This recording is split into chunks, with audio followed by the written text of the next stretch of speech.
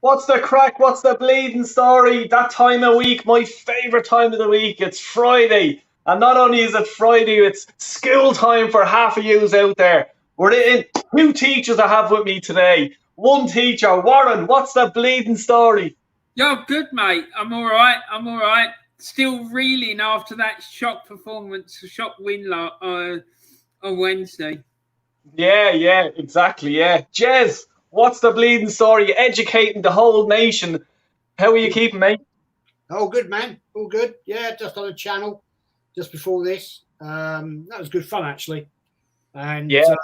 It's Arsenal moving on in their totally unpredictable ways, but nothing's changed to the modern days, to be honest. Yeah, exactly. Yeah, it gets better before it gets worse, before it gets worse, before it gets better, if that's the way you want to put it. But yeah, look, we're going to talk today about the 1980, 79-80 season. And look, I'm being selfish. I wanted the guys to educate me on this one. Simple fact is because before, I suppose before Wenger's time and let's say the early sort of earlyish days of George Graham, there was this player, and he's probably one of the best players ever at Arsenal, and probably one of the best players, in England at the time as well. I'm sure I'll get the boys break down on that, but Liam Brady, Chippy Brady, as he's known. He's just a legend. He used to make the game look so beautiful. You know what I mean?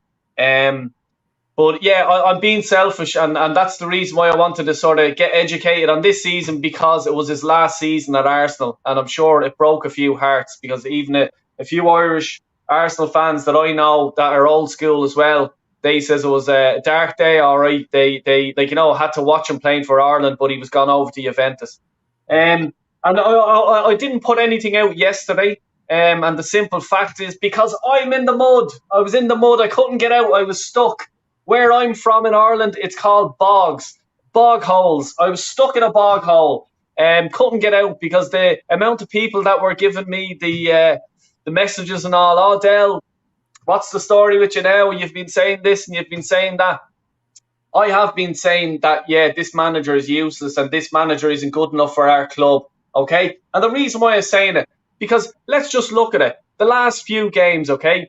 Out of them 4 games, the Brighton, Palace, Southampton and Chelsea, it was a surprise. It was a great win. Happy days, and I'm happy. But we should have had 12 points. We got 3. And I was the person who brought that to my attention was Static, and I was listening to Warren's channel earlier today, and it was a great point. So that's, let's say, an extra, few points that could have well done us, and we could have probably been above Chelsea at the minute, But look, that's my take of it. Warren or Jez, do you want to talk about that real quick, about the performance or anything like that before we kick into this show? Well, I just want to point out that Chelsea played a weakened side, number one, right? Number 2, they've got nothing really to play for in the league. They're more or less safe. Unless there's the wheels come off really badly, they're finishing 3rd. They're about, 5 points clear of us and Tottenham. So it wouldn't have mattered if they'd won or not last night at all. It just wouldn't. And Tuchel, for some reason, decided not to play a full-strength team. I don't know why. I don't know if they've got a game next week, Champions League or something. Or no, they're out of the Champions League, aren't they? They've got an FA Cup coming up, but I don't understand it. I really don't. So, yeah, but it was a good win. Arsenal played fairly okay, and Nketiah took his goals, and it was good to see him on the score sheet. Hopefully that will do him some confidence. But yeah, I just hope we don't see all this nonsense like we usually do when Arsenal win. People getting overexcited, going, yes, it's in the bag, we're getting 4th, blah, blah, blah. Yeah, because it's a bit of a worry because, we've seen this with other teams where they keep going on, they're doing this, they're doing that. the famous incident at White Hart Lane when Tottenham were telling their fans in the League Cup semi-final in '87 how they could get their tickets. 10 minutes later, they were out. Yeah, I remember. I think it was Jez actually reminded me of that. I'm sure, Jez, you remember that one as well, don't you, mate? Yeah, I do, man. I do. Yeah. It's well, yeah, I totally agree with what Warren said. Is you know, we had 3 terrible games, and we go away down to the Bridge. We get a great result, and it was a great result. Let's get it right. I didn't expect it. Be fair, it was a poor performance from Chelsea. As Warren has said, they played a weakened side. I don't know why. Was that just to rest players up? Maybe they've got some issues with muscle strains. I don't know. But it was a great result. And it was quite funny that once again we see all the Arteta plastics come out of the woodwork. They've been quiet for 3 weeks, never heard from any of them. And yet, all of a sudden, out they all come, giving it the big one. You know, Arteta's the best thing, best manager. I saw something, I think I briefly saw a bit on Lee's show earlier, before I had to go and do my own, about this guy wanting to debate Lee about Arteta's better than Klopp. Are you having a fucking laugh? The man's won a Champions League. You know? Yeah.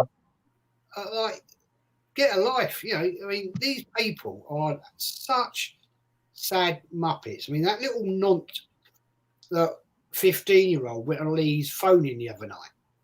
Yeah? Oh. He's trying to debate Lee. And yet, when Lee asked him one easy question and said, how many games have Arsenal lost this season? He couldn't answer it, and he bounced. So, I'm sorry, this is what this Arsenal, not all, but a lot of these kids are purely deluded. And it's a sad fact of this fan base. So that, you know, we get to this, and it pisses me off. It seriously does. You know, I mean, do your homework before you're going to go and question somebody who's 40 years of age, watched Arsenal probably since the age of 8, that Lee probably has, been to numerous games, hundreds of games, and you want to try and dig him out, and yet you can't answer a question on how many games Arsenal lost this season. Right? I mean, as Jack is saying here, you know, after the Southampton game, they're asking him to be sacked. But yet now, you know, he's the best young manager in the world. You know, they're absolute fucking wankers. Yeah, it's like I even say, like, I was on that fucking stupid bleeding platform Twitter there, and someone I was just scrolling through. It was on my break, I think it was today, and someone had written down, is it just me or is everyone singing the Mikel Arteta song? What the fuck, you know? And Carney, the guy, that's always, you'd often see him in the chat, and then you guys stream as well, like, you know, and he just goes, no. I nearly fell off my chair laughing. I just gave him a like and says, that's brilliant, mate. You know, so funny. But I just wanted to shout out to the few people that are here in the chat. Craig Malloy's here, Jack's here, Gracie's here, Manny's here. Manny, actually check your DM, mate, on Instagram. I think Craig Malloy says, where's Kenny? Kenny's actually doing, because of the fight tomorrow night, he's actually doing a stream or something like that. So it actually sort of clashed with his thing. So look, that's fair enough. Gracie May, these people letting my youth side down. Come here, Gracie. I'm not blaming the youth. When I was at the Emirates, I always sort of thought it was the youth. But the people that are disappointing me are the likes of people that seen this season here that we're going to start talking about. They should be ashamed of themselves, being honest with you. Fucking, they've been through George Graham era, You know, they've been through Wenger era, you know, and yet they can fucking still turn around and cheer this fucking lunatic on. They're the fucking clowns for me, being honest with you. You know, Paul, what's the crack, Paul? How you doing? Thanks for dropping by, man. I'm done with COVID. I'm so ill. Jesus Christ. He's down with COVID. Hope you're okay, Jack. Get better soon. Anyway, look, let's start on this anyways. Arsenal 1979-80 season. I wasn't even a twinkle in me mother and father's eye at this stage. I wasn't even thought of, you know. But yeah, so we'll go to the first slide there. So here we go. Yeah, the appearances and goals. So there's a few players there. Let me see. Yeah. There's in 2 bits because there's so many of them. Yeah, I know what you mean. Jesus, because you were saying that everyone 2 slides.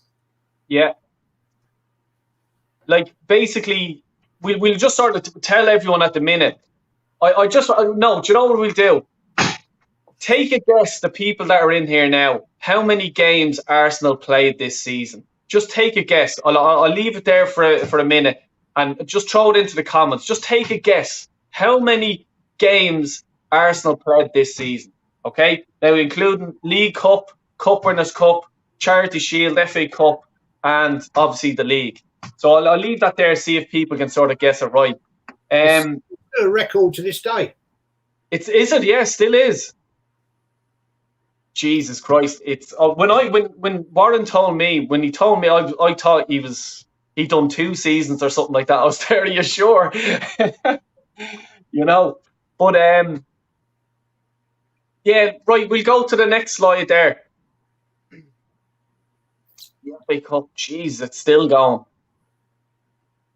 Jack is down with 55. I'll say nothing yet. Keep it going.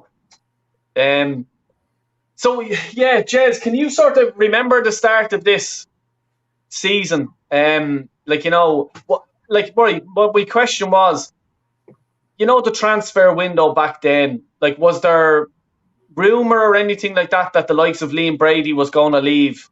Or was it just out of the blue? I don't recall there being any rumours about that. But to be fair to you, it's a long, long time ago. I don't think in those days you had that sort of thing. There wasn't the agents around that there aren't today. There wasn't the rumours. I certainly don't remember anything at the start of the season saying Liam Brady was going to go off to Juventus. That's all I can say on that. Yeah. I know. I'll sort of ask you the same question, Warren, and I'm not going to make this the Liam Brady show. I'm sorry. No, it's all right. But I seem to remember, I don't know whether it was pundits on TV just trying to cause trouble or what, but I remember after the '79 Cup final, there was talk about Stapleton and Brady both going to United. Oh, but, yeah, Stapleton United. I remember that one. Yeah, he did. But I remember that. But I don't remember it being in the papers every day and stuff like that. I think it might have just been a throwaway comment by someone on the telly. Do you know what I mean? Not because, like Jez said, there wasn't agents around and there wasn't all this hype about the transfer window. I think in those days as well, Jez, there wasn't a transfer window, was it? It was open all the time, wasn't it? You could transfer and sell a player every day of the year. Yeah. And we did that with Brian Talbot, if you remember, from Ipswich. So, yeah, there was no date to date where you could sign a player. It was like you could buy a player on Christmas Day. That's how it was back in them days. Yeah. And like even with the goal scorers there, like, geez, like I remember, and I think you actually asked a question about it, Warren, on your really hard quiz show about Alan Sunderland. I think it was it the top goal scorer? But he was never really sort of. Well, look, come here. I may be wrong here. The history books don't really big him up. you know, that's not a bad record there. 29 goals in a season. Mm. You know, I didn't until I started doing this. Like the last couple of days, I'd forgotten how good he was. Yeah. And then when I was looking at the amount of goals that he got that season, I was quite surprised because when he came to us, he was a right-sided midfield player, I think, and then Terry Neal put him up front. I think was he here when Malcolm McDonald was here, Jez? Yeah, he was. Yeah. And then Malcolm McDonald got that really bad knee injury, and Terry Neal decided to play him up with Frank Stapleton, didn't he? Yeah, he did. Yeah. Correct. And look, I mean, the stats don't lie, do they? I mean, 29 goals. That's quite an impressive haul, isn't it? Yeah. You know, we go to the next slide anyway because I don't like talking about Frank Stapleton. or Warren or Jez, do you guys want to talk about him? Does he live in Dublin now? Because he's Dublin, isn't he? Yeah, he is. Yeah. I'm not sure. I thought he was in the UK, but someone might be able to tell me different. I'm not too sure. I just erased him from my history. Well, Frank Stapleton was, you got to put it right. He was a great servant of the club. The thing is with Frank Stapleton, that this particular year we're talking about, losing the cup finals we did to West Ham, Man United, came in with a massive offer for him, and you can't blame him really because Terry Neal was coming to the end of his days, and we've got to remember that Terry Neal was ousted from the club by the fact that the fans went up to Islington Town Hall to get rid of him. So you could almost say in those days he may have been thinking, bit like Van Persie, Arsenal have got no ambition. I'm just saying. I'm just putting that out there. I don't know that. I'm just saying. I'd say you're not far off it, Jez. I'd say you're pretty right because I know I'm only messing. He done well for the club. He obviously, at the time he was a good player because he got a big money move to United.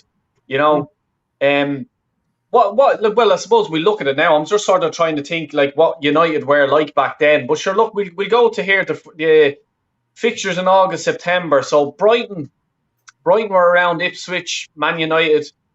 That was a good. Geez, what's a venue? Where were we playing first? Away. Sorry, yeah, first we won 4-0. Yeah, I went to that game. You did not, did you? Yeah. I went to that game. I went all that season. I went to every league game. Jesus. Wow. Fair play to you, man. Well, I was living there then, and I went 6 seasons where I went to every single home and away game. Bloody hell, that's impressive. And hold on, I'm just going to pause everything there, right? And Julian, and he knows, Julian, he wanted to do it this year, okay? And he's finally done it. He's going to all the games, home and away. Well, Jez has gone to a good few there, haven't you, Jez? Well, forgetting European games, since '68, I've been to 2,583 games. For fuck's sake. That's since 1968. Oh my God. And and then some people, sort of call yourself and Kenny, I'm not even going to go into that bracket because I'm nowhere near you guys at all. You know what I mean? And could disrespect you guys sometimes. Shame on them people. It's a fucking disgrace. I'm just going to join. I just want to throw Manny in here. Manny, what's the bleeding story? How are you? I'm good, thank you, Del. And the story is that I'm joining this chat with three legends. You, obviously, Mr. Bartholomew, and Mr. Collins. Good evening to you, gentlemen. Evening, mate. Evening. Hi, Manny. How are you? Can't complain, sir. Can't complain. Just going on business as usual. And Well- I'm quite excited to listen to what you all have to say. So I'm probably going to keep myself mute until I'm asked to speak. No, come here. You're an honorary guest today. You know, usually Kenny would be here, but I have to pick someone, and I just the amount that you know about, let's say, Irish football and stuff like that. And I said, look, I'll issue you an Irish passport for the day, okay? So if you come to customs, just tell them Del Boy sent you, all right? You got me on that. Yeah. So we'll go. Let's say so. Ipswich home, we lost. Warren, sort of, what was Ipswich like back then, or like why? How did we lose? Well, Ipswich were a very good side then. They were. Right. They were under Bobby Robson. They were playing good football. They were up near the top of the table. They went to a UEFA Cup final around this time. I don't think it was this season, but it was either a couple of seasons later or something like that. But Bobby Robson had them playing really, really well. Couple of years later, actually, they come second to Aston Villa in the First Division title. Yeah. Villa were top, Ipswich were second, and Arsenal were third. Yeah. No, they had a very good side. They had Paul Mariner, Alan Brazil, Franz Tyson, Paul Cooper, John Walk, Arnold Murin. They had some fantastic players. They had Brian Talbot had played for them the year before, and then we went and bought him. So no, they were a really good side. And John Wall. I remember going to this game, and I was absolutely gutted because after we'd beaten Brighton 4-0, I thought we were gonna slap them. I really did, but it wasn't to be. We got done 2-0. So I ain't got a good record against Ipswich Town, it has to be said. Yeah. I'll just read out that comment there from Noah. Big up Del Boy. Tell Jez that I have a problem with Liam Brady because he was our scout and was the one that got rid of Harry Kane. Yeah, it's true. Very true. Yeah. Real ones in the chat. Big up Luke as well. Thanks for tuning in, man. Check out Luke's channel. So I'm just going to go through one of the... Hi, Niall. How's it going, mate? Thanks for tuning in. Nippon is good. Check out Nippon's channel, NS Sports. And we won't go too hard on Nippon, but here, I think you're fucking mad to think that Tuchel is, doing a... he's losing the dressing room or whatever you think. I wouldn't mind him at our club. Let's be honest about it. Let's move. Manny, I'm just going to ask you real quick, mate. Can you sort of remember any of this season, or what? Where are you with this? Well, let me be honest, Del. This season actually took place long before I was born. I was born in 1981, so I would know nothing about the season if you asked me. But I did do a little bit of reading on it via Wikipedia. I think, Mr. Collins, you said it perfectly, sir. If you want to be a part of any discussion, you've got to do your homework. Yeah. Yeah. 100%, and that's what it's about, and that's exactly I don't need to read Wikipedia because I'm doing these shows on a Friday night and Wikipedia is coming to Del Boy, you know what I mean, in the form of Warren, Jez and Kenny. This is it. I just love this. And, if anyone wants to DM me that say, look, come here, can we go and do any season? Please do DM me or whatever, and we'll get the boys to talk about it. And if Warren doesn't mind doing up slides, we'll go ahead with that, Just another one there that sort of sticks out with me, Man United. I suppose I'll come to you, Warren. Were Man United any sort of good back then? But was this before Fergie? Obviously, Fergie took over in '86, was it? Who would have been manager at that time? It wouldn't have been Big Ron, would it? I'm trying to remember. Ron Atkinson. No, who was before him? I can't believe you remember. Wasn't Stuart Houston? Was it? No, I don't. God, who's the man? No, but look, it doesn't matter. They're in the mud like us. Lou Macari, was it? Who? Lou Macari. Yeah, there you go. Ah, Macari. he used to do commentating on Satanta Sports. Do you remember Satanta Sports? Yeah, Yeah, he was. I'm just trying to look at a few. Derby County there, we lost there. Do you know that game against Man United? Arsenal had a goal disallowed in that game. Right. How, like, what should it have been, or what? Was Frank Stapleton had a goal disallowed for that. Reputedly, I remember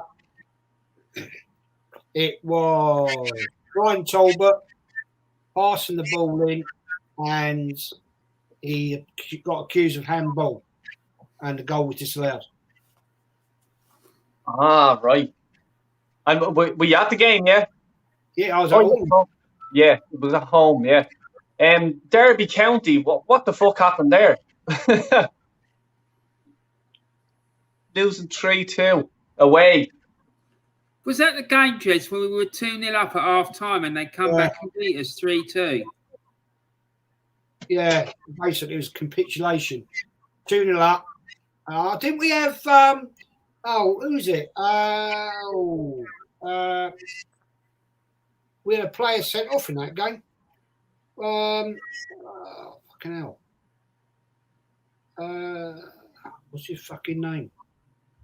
I can't remember, but wasn't the baseball ground had a really bad reputation for getting really boggy really quickly as well, didn't it? I don't know his bleeding name. One of our central defenders, what's his name? Willie Young? Yeah, Willie Young got sent off. Jesus Christ. I'm surprised there. Yeah, geez, fair play to you. And then I suppose the other loss there then as well. Another 3-2 to Wolves at home. Stapleton, Hollands. Yeah, that game was just a horror all day long. It was just Arsenal just didn't turn up that day. It was how Frank Stapleton, John Hollins even scored. I don't know. It was shocking. Jeez, was that bad? I think that was the only 2 goals we had on target, if I remember. It was a terrible, terrible day. I remember that game, and I remember being absolutely furious when we come out the ground because, like Jez said, it was a horrible performance. I think at one point they were 3-1 up. Yeah. Against us at home. No way. They fully deserved to win, and they will far better than us. Stapleton scored early. Yeah. And then we just fell apart. And then it was like 3-1 down. And then John Hollins scored to make it 3-2, wasn't it? Yeah. Late. It was late in the second half. It was around about right in the 80th minute, something like that. It was a bloody awful day out, that one. Right, we go to the next slide. So that's the team. And there's me other man. Jesus Christ. Jennings in goal. Nielsen, O'Leary, Young, Wright. Good old Pat Wright. Brady, Talbot, Price, Ricks, Sunderland, and Stapleton. Were they good up front, like, you know, as a sort of a, like, you know, the way, remember Dwight York and Andy Cole used to play, like, you know, they used to bounce off each other? Or were they sort of selfish, like, you know, I want to score today? What sort of way did they play back then? I thought they were a good partnership. I don't know about Jez, but I thought they played really, really well together, and especially because, like I said earlier, when Sunderland first came to the club, he was a right-sided midfield player. And Malcolm McDonald, who used to play up front with Stapleton, got a really bad knee injury. So Terry Neal moved Sunderland up front, and the 2 of them, I thought they played quite well together. You know, they were quite a handful for opposition defenders. And I remember, I don't know if my memory's playing tricks on me, but I remember Alan Sunderland having a really, really hard shot. Like when he hit it, when he struck the ball, he could send it in like a bloody thunderbolt. Alan Sunderland. Mm. Yeah, I remember him. And this is a true story. I've seen it happen twice. Peter Lorimer from Leeds United in the 71-72 game at Arsenal broke the net. And I remember seeing Alan Sunderland at Chelsea. He broke the net. Bloody hell. Yeah. Just reading out that nose there, Del made question for Warren. Did we sign Jennings from the scum up in the Seven Sisters? Oh, Manny has it taken care for us. Sorry, there. Just saying, yeah, we got them up there. But was that actually controversial back then? Or what? Well, just to sign, a player from your rival club, the way obviously Sol Campbell came to us, He didn't get the stick that Campbell got for coming to us. Yeah. Jennings is still revered by Tottenham fans after he left them, and then he ended up going back there, didn't he, Jez? Yeah, he did, yeah. All right. The man they just said they got relegated and then they sold them. That's right. I actually heard that. Yeah. I get it now. Darren, this is when I first started watching the Arsenal and the big match. Oh, yeah, I remember that. The big match on ITV. Yeah. On a Sunday lunchtime. Yeah. Boy, what for us foreigners? What was that?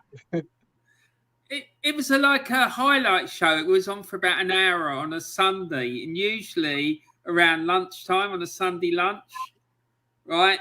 And I remember my mum and dad always used to have rows about it. My dad going, "Why you always had to have the Sunday lunch ready when the big match is starting?" Yeah. And it was like a highlight show. It would show you highlights of the game. What was his name? Brian Moore, wasn't it? Brian Moore. Yeah. Was the host, wasn't it? Brian Moore. Yeah. Brian Moore's the host. Yeah.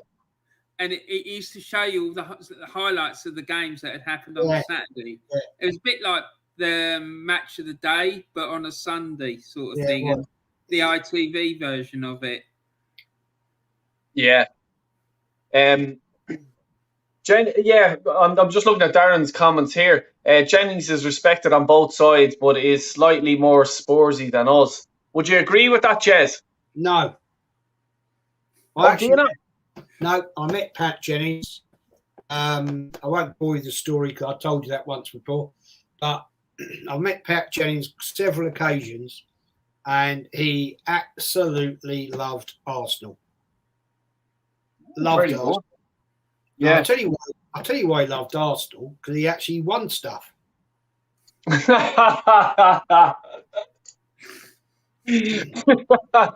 Shots fired. He did. He won stuff, Yeah. So, no, Pat Jennings, mate, lovely man. Never seen a man with hands as big as his. They were like fucking shovels. And what a nice guy. Absolutely lovely guy. And I remember being at Highbury for a game and watching him. And this guy, honestly, I don't know who we were playing, but he took this really hard shot. And from what Jez was saying the other week, it sounds like this wasn't an uncommon experience, but I only ever remember seeing it once.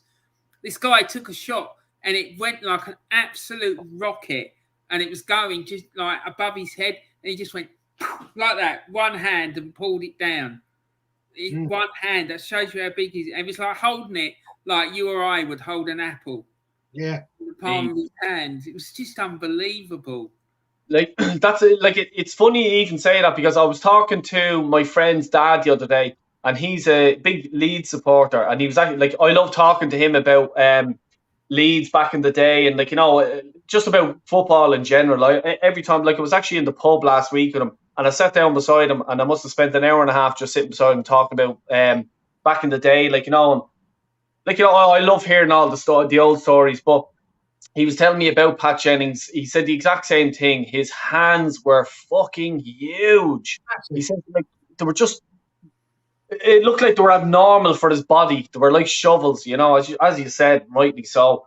Would he be up there? Like, you know, I hate comparing to sort of today's players or whatever, like, you know, but would he be in the top, say, 4 or 5 of your Arsenal top goalies? I'll give him the top, say, 4, 5. No, I'll put him in the top 2. Yeah. Certainly the top 4. Top 4 all day long. Bob Wilson, Pat Jennings, David Seaman, and Lukic all day. Whoa, no, Jens Lehmann. Well, yeah, Jens Lehmann was good, but he was a bit weak at times. I mean, John Lukic was a great goalkeeper. Pat Jennings, Bob Wilson, icons, absolute icons. David Seaman, for me, is the standout. Seaman for me is my favourite. I love the chap. I just thought even to this day, he's probably only one of a handful of legends that I like, you know, respect. And when I talk legends, I'm not talking the legends like Liam Brady, David O'Leary, and, like, you know, I'm talking about, you know, the legends that new merch get fucking brought out and they're being rolled out on a stretcher with holding the short. Not them type of fucking legends. Yeah, look, we'll go to the next slide anyway. I'll just read this out. Del Boy, question for Jez. Thoughts on Spurs fans saying they are a bigger club than us because they are from North London and have better a stadium, etc. I am worried they can't surpass us. Jez, it's aimed at you there, mate, so I'll let you answer that. Yeah, I don't think so, mate. I think they got to go a fucking long way to pass Arsenal. First thing I'll say to that, they need to win something because they ain't won fuck all for a very, very long time. Arsenal won more league championships, more FA Cups, and so that isn't even a debate at the end of the day. Any Tottenham fan, I mean, I drink with Tottenham fans, and any true Tottenham fan would never even ask that question because they know they are not the kings of North London, and no chance, absolutely no chance. Manny, I just want to bring you in on that goal, the goalkeeper thing. I'm sorry, I forgot to say it to you. Who would your top 5 goalies be for Arsenal? I think it's fair to say, Del, that Jez has answered that for me because, you know, I've seen Seaman obviously in his prime. I know that John Lukic was also good quality. I sadly never saw him play in 1989. Lehmann, for me, had the potential to be an all-time great, but the fact that he's only remembered for being a part of the Invincibles campaign and not much more, I think that should be a bit of a negative mark against him. In fact, for me, he is also the person who at least partly cost us the 2006 Champions League. The sad part about, you know, Bob Wilson and Jennings is that I never got to see them play. I can only imagine in terms of archives just how good they were. So I'll go with Jez as well. Seaman, obviously, my number 1. Number 2 would be a toss-up between Wilson and Jennings. I'll probably put Wilson slightly ahead of Jennings, and then Lukic would come right in. Yeah. Fair play. The reason I didn't mention about Lehmann is because I think he's got a dodgy temperament. Oh, yeah. Yeah, look, I have to agree with you. Even though he isn't invincible and stuff like that, like, you know, we seen him. Remember, was it Drogba or something like that? Was it him and Drogba? Remember that? That game, it happened against Tottenham at White Hart Lane. It got to the point where it got so bad we used to have to put a player standing in front of him when the opposition got corners and stuff, so they couldn't wind him up because he would have just decked the people. And, you know, You can't be going around decking people, getting yourself sent off or whatnot. Do you know what I mean? Oh, Jesus. No, I just think he had a dodgy temperament. Big up, Kyle. What's the story, man? I hope you're keeping well, and I hope you got your channel stuff and all that sorted out. Let me know, will you? Hi lads, big up to you. I had a great experience. I was at the 2006 Carling Cup final in Cardiff. I had dinner and pitch side with Sammy Nelson and Charlie George. My top two keepers are Jennings and Seaman. That's nice. Like, I'll tell you one thing. Kyle is a big Arsenal fan. I met him this week, and he's such a nice fella. And please check his channel out. He knows his stuff. He knows more than me. I'm fucking telling you now. And that's why he was apologising to me. And Dale, I'm sorry, I get emotional. I said, fucking let them have it. Let them fucking have it, because you have every right to give out, like, you know, about Arsenal and stuff like that, just as me or Warren or Jez or Manny, you know. The guy's gone over to so many Arsenal games, and I know what it's like.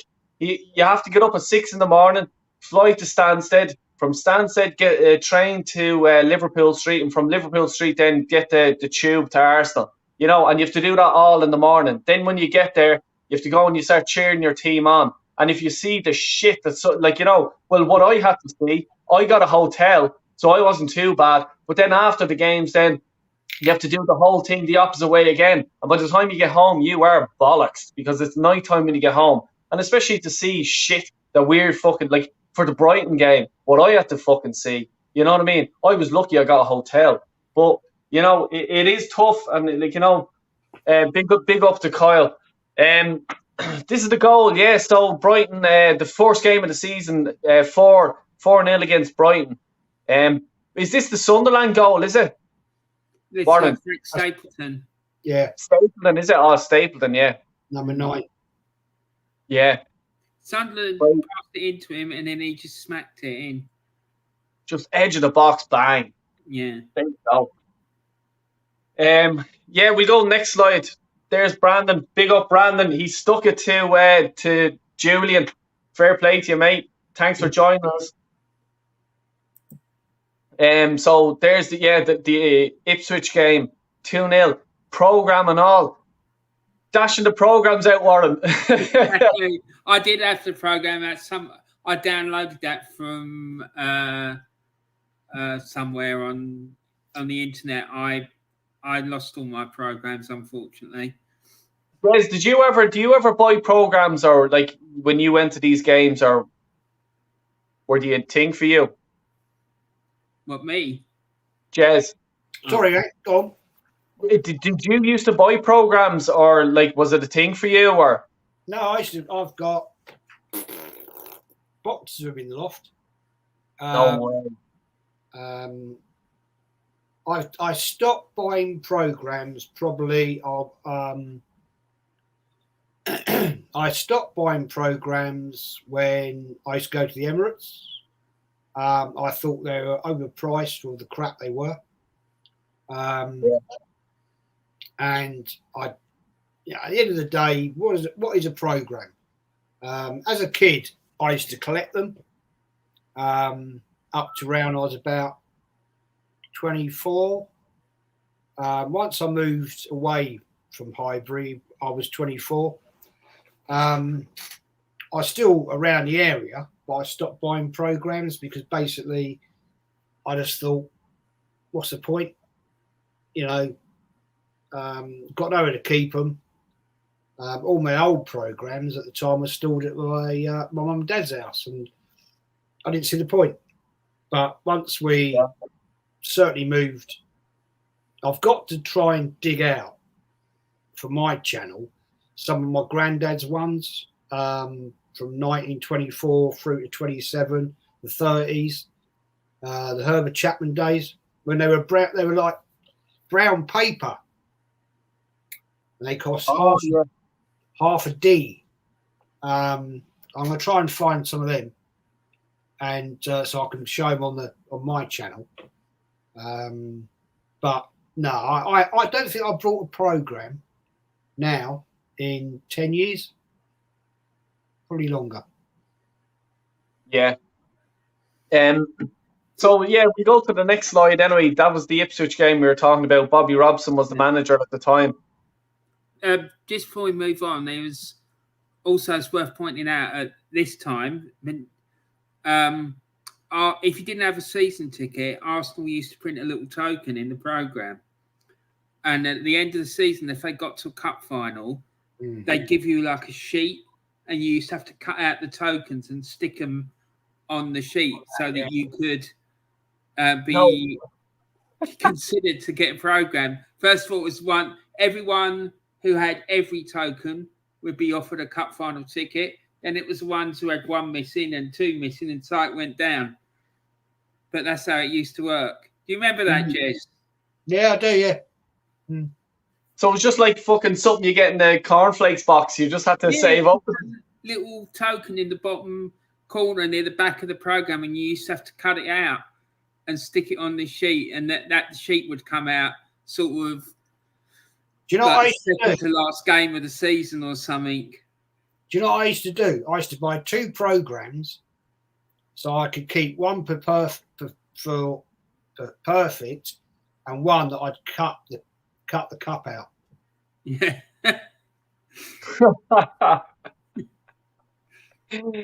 There you are, thinking on your feet. Exactly. Yeah, we go to the next slide, anyway. So yeah, this is the 0-0 at United, where you were saying that it was in Hireby, but yeah, we didn't. Should we have got a result? No, it was clearly handball, man. It was clearly all day long. You could see patted it down almost like that, sort of like that sort of effect, and then he scored the goal, but it was clearly handball. Clearly handball. Yeah. We go to the next slide there. 3-2 against Wolves. Like, what were Wolves like back then? Like, were they fucking just decent side? Were they? Yeah. And you know what, as well, one thing, like, I love that jersey. That jersey to me is class. I love that. What, the Arsenal one, or? Yeah, the Arsenal one. Yeah. Hold on a second. I'd say got one somewhere. Like, it just seems like even when I was in the armory, like, they didn't really have the old school jersey. They have a few, but nothing fucking. Like, they have the JVC, all the Adidas ones and stuff like that. Oh, is that it? Yeah. You have it? Yeah. Shit, that's class. I love that. I really like that now. It's only one of 2 Arsenal shirts I've got because I refused to buy them. Yeah. I'm the same,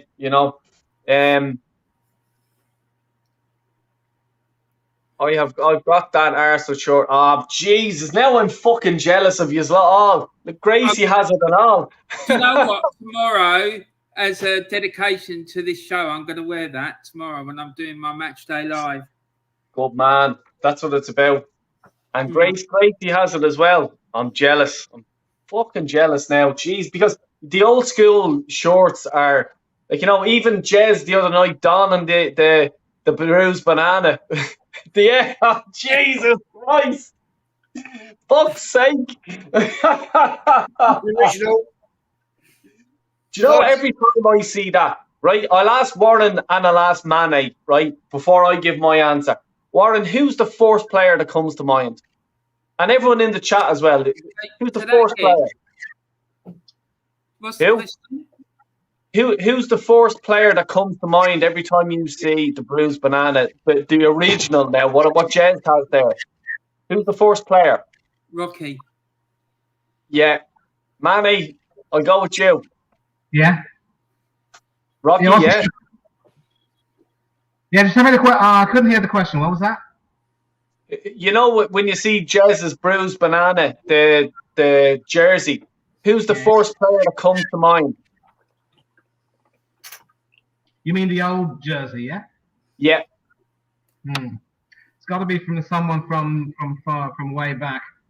For me, I think of David O'Leary. Good call. Yeah.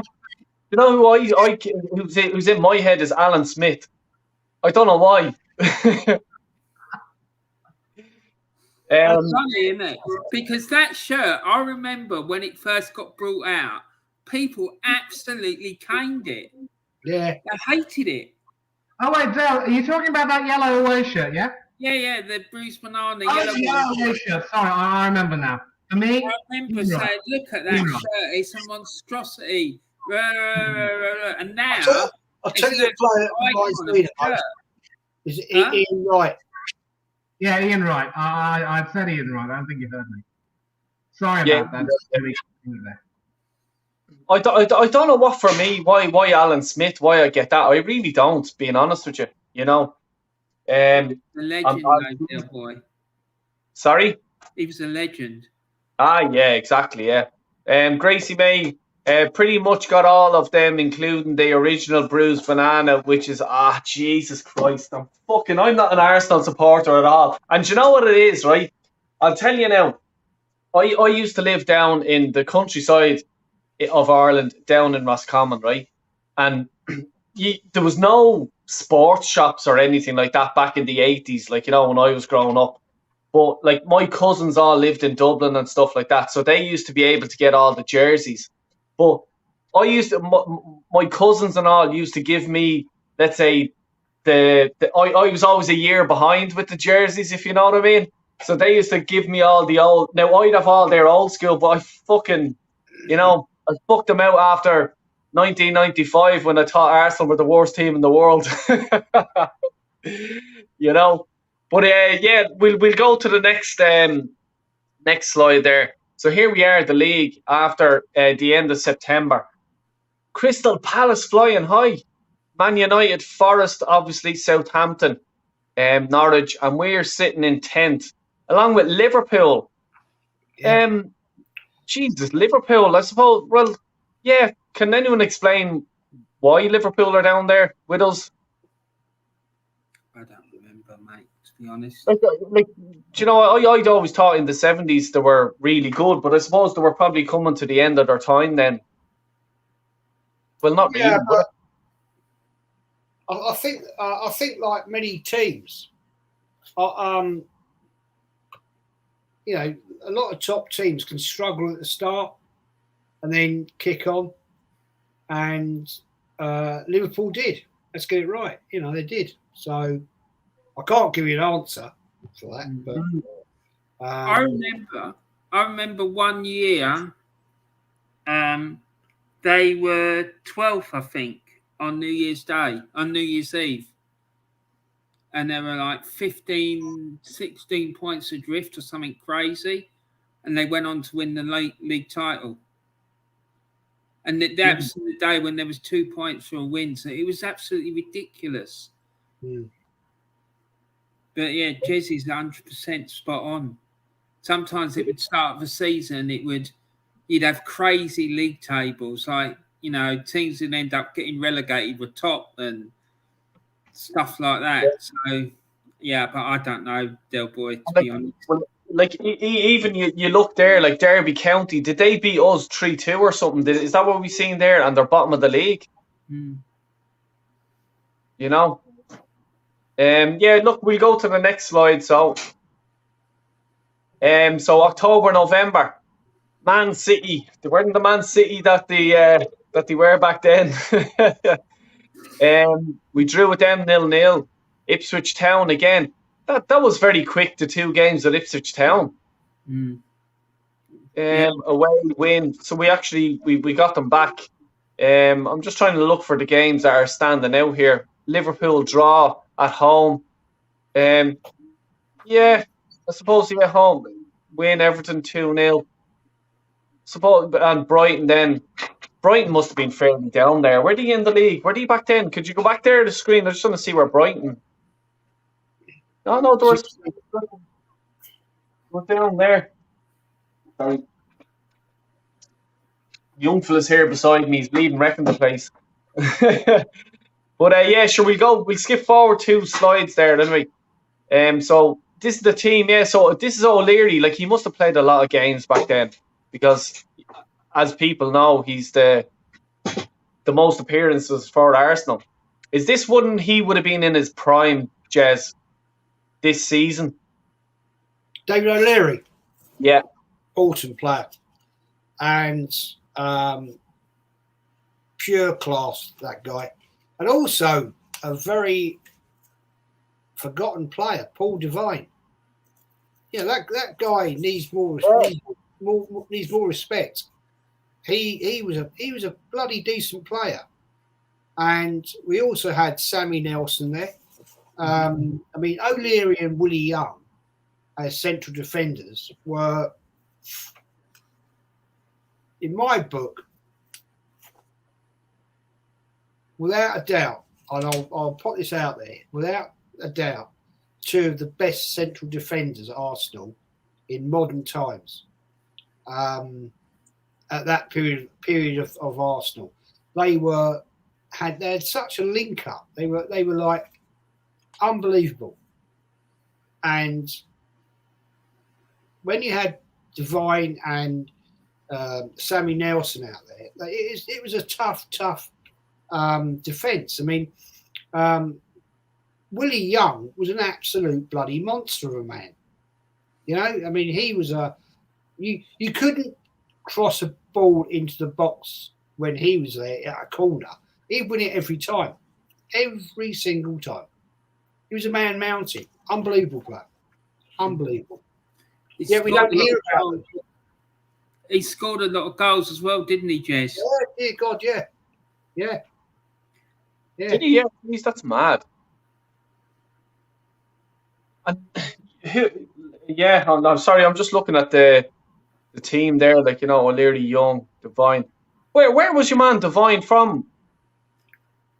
He's Irish, I think, but I'm not sure if he was Northern Ireland. Huh? Is he Northern Ireland? I don't know. No, I don't. Manny, jump in there. Sorry, were you saying something? Manny? No. I'm just typing in the chat. Actually, the best part about being on mute is that I can do whatever I want while listening to everything. It's called multitasking. And yeah, Devine is actually from Dublin. Jesus Christ, I can't believe that. What sort of fucking Arsenal supporter am I? Fucking in the bleeding bog. I'm not in the mud, I'm in the bog still. By the way, Dale, you didn't give the answer to the amount of games that Arsenal played this season. Oh, yes. So for the people, I was saying it earlier on, how many games that Arsenal played this season, and the total amount in all competitions was 70 fucking 1. Record 71. Like, seriously, man. Like, what? Jesus, man, I'll come to you. 71 games. What would that be like in the modern day today? Like, Arteta was complaining he might have to play fucking 2-3 games in one league, or in 1 week, sorry. Try play 71 a whole season. What do you think they do nowadays? You know something, what's really amazing as well, Del, is that if you take a look at the squad list over here, which I have, I think there are only about 19 first-team players in that squad. I mean, some of them obviously might not have played too many games. They were more fringe players. But, you know, that smaller squad playing that many games, you just get an idea that those people in that day were real hard men. And, of course, O'Leary needs no introduction. Played for the best part of 20 years with us. Over 1,000 appearances in all, more than 700 in the league. I think it's, you know, I don't know if Warren and Jez would agree with me, but it's fair to say that a large number of today's players might look quite buff, they may look very fit, but when it comes to temperament and actual football, you know, chops, if you will, they're a bunch of absolute softies, really. Totally agree, Manny. Totally agree. 100%. Yeah, we go to the next slide, then we. Yeah, 3-0, Brighton and Hove. Anything that rings a bell there or anything like that? Brady penalty. Well, Was he penalty taker, Brady? Was he? Yeah, he was. Yeah. I remember we played them about 4 times, I think, that year. And in total, we beat them 13-0. All right, because we won 4-0 at their place in the league, 3-0 in this one.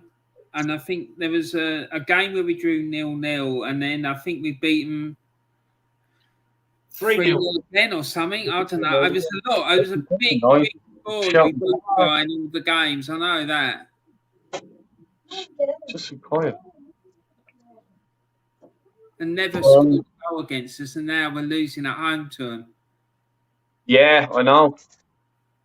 Like, yeah, and it typically had to be the game that I was at. Yes, exactly. Well, we played them in the Football League Cup, drew 0-0. Then we played this game at home, beat them 3-0. Then we had to play them away in the Football League Cup and beat them. I think it was 2-0. I think. Can't remember now. Something like that. Yeah, we built up a big score against them, didn't we, Jez? Sorry? I said we beat them by quite a few goals when you take all the games into account. Yeah, you're quite right, mate. It was on aggregate, it's 13-0. Never scored a goal against us. But look at it now. Exactly. So we'll go to the next slide, didn't we? So there we are in the end of November. We're up into 4th. Yay, Champions League spot. We're yay, we'll settle for this. Jesus Christ. Like there was just like, you know, oh God. Back then, I'm telling you now, they weren't settling for 4th. We all know that, you know. But yeah, Liverpool are back in the running there. Man United obviously kicking on as well. See, then that 4th place would have been enough for a UEFA Cup spot. Yeah. Right. You'd have the team that won the league would go to the European Cup. The runner-up would then go to UEFA Cup, plus the 2 teams who finished 3rd and 4th. And then the cup winner would go to the Cup Winners' Cup. I believe that's right. I might be wrong. No, you're quite correct, mate. If you remember when Arsenal in 78, 79, they won the FA Cup. They went into the Cup Winners' Cup, but they could have also qualified for the UEFA Cup. But because they won the FA Cup, they went into the Cup Winners' Cup, and I think it was Man United, maybe, I can't remember, went into the UEFA Cup. Right, yeah. This is look right. Okay, Manny. I know. I'm a fucking useless Arsenal fan. I'm only messing, mate. But see, like it wasn't all about like. Now I may be wrong, but it wasn't all about like, oh, let's get into Europe. It was just about winning the league. It was as simple as that. Nothing else mattered. Only winning the league. Exactly. Yeah. Right. Out since Wenger come out with that. Trophy crap.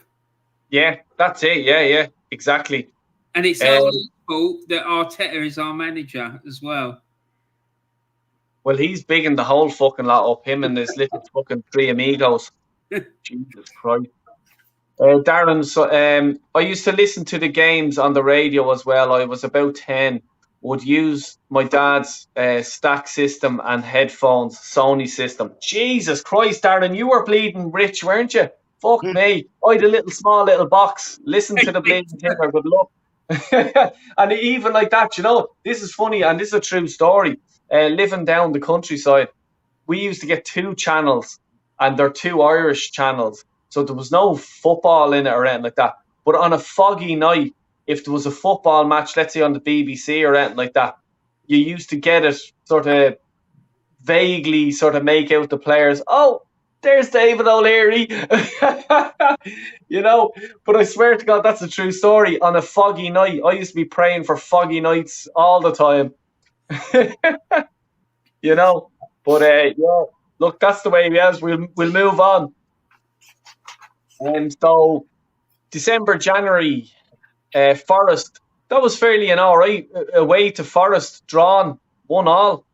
Forest would have been a pretty good team back then, Warren. They would have won the. I think, did they win the European Cup the year before, Jez? Yeah, they beat Cologne, didn't they? That's it. Yeah. So yeah, they would have been a very good side because they would have won the league championship 2 years prior to that, or maybe 3 years, and then they went into the European Cup, won it, and then went back in it again because they won it 2 years running. Because what would happen if you won the European Cup, but you didn't win the league, you was allowed to go back in as champions to defend it. And obviously the league title winner would go in. So they're very rare occasions you'd have two teams from the same country playing in the European Cup, which never ever used to happen really. But it happened once back in the 70s with England, and when Liverpool were champions and Forest had won the European Cup. Yeah. Does any of you want to just sort of statics comments there, Del Boy panel? Could you guys tell me more about players Nelson and Gatti? Well, Sammy Nelson was an absolute rock. Steve Gattin was a leg breaker. Let's put it that way. He wasn't a big guy, but I wouldn't want to tackle him, that's for sure. But Sammy Nelson was awesome player. Played out on the left. I mean, he's one of the first players I can remember who could actually ping a 50-yard pass onto the toe of like Alan Sunderland or Frank Stapleton, or he'd ping one 40 yards up to Liam Brady. Liam Brady would do his dancing around the defence, slot it to Stapleton or Sunderland, or Graham Ricks at the time. And it was, I'm not going to say Ryan. He was almost as good as Robert Pires. I'll say that. At the time, he was almost as good as Robert Pires. I've got a funny couple of stories about Sammy Nelson. Right, he played. He was predominantly a left back. Yeah. And one year we were playing Coventry at home, and he scored an own goal, and then the North Bank started getting on his back and jeering him. Later on in the game, he scored at the North Bank end and equalised. So he ran behind the goal and spared his arse to the North Bank. That's right. And Jez was telling me he got in a lot of trouble for it. He got fined, suspended, and all sorts, right? And then apparently, I don't know how true this is, but when we went to play Juventus, we'll probably talk about this later on. They got on they were on a coach. They were going to go to a train. They were out in Italy for the game, and they went on a coach somewhere to go training or something like that. And they were stopped somewhere in a traffic jam or something, and there was a kerfuffle down the front of the coach. So Sammy Nelson ran down the coach and opened the doors of the coach and smacked some geezer, and he just ran back inside the coach and sat down again. And Steve Gattin, I don't know if anyone knows this, but his brother was Mike Gattin, the former England cricket captain. That's right. Yeah. Jesus. Because that's what I was just looking at there. Someone put that in the comments there actually a second ago. Did they? Yeah, no, they were actually just saying, was he related to him? Yeah, he was. Yeah. And yeah. Jez was right. He was a really hard bastard, but I also remember him. I might be wrong, but I remember him being quite skillful as well. He was. He was a terrific player. Yeah. Terrific player. Hard as nails. Absolutely hard as nails. I mean, I wouldn't want to have to play against him. That's for sure. I'll tell you who he reminded me of, Warren. He reminded me of the old Billy Bremner. Yeah, he was a tough nut. Cool. Yeah. Oh, yeah. I was only actually, as I was saying, I was only talking about him last week to my mate's dad. He was telling me about Bremner, like he was a tough cookie, all right. Yeah. You know, stories he was telling me. Yeah, I'm just gonna so we bet Spurs as well that season, December on St. Stephen's Day. We used call it Boxing Day. So Sunderland scored again. And as it says, if people are only joining the chat now, like he scored 29 goals that season, Sunderland. Very sort of underrated, I suppose, at the time. But yeah, look, scored in the North London derby. We lost 3-0 to Man United the few days after. I suppose away in Old Trafford. Big loss. Jez, I don't suppose you can remember that, mate.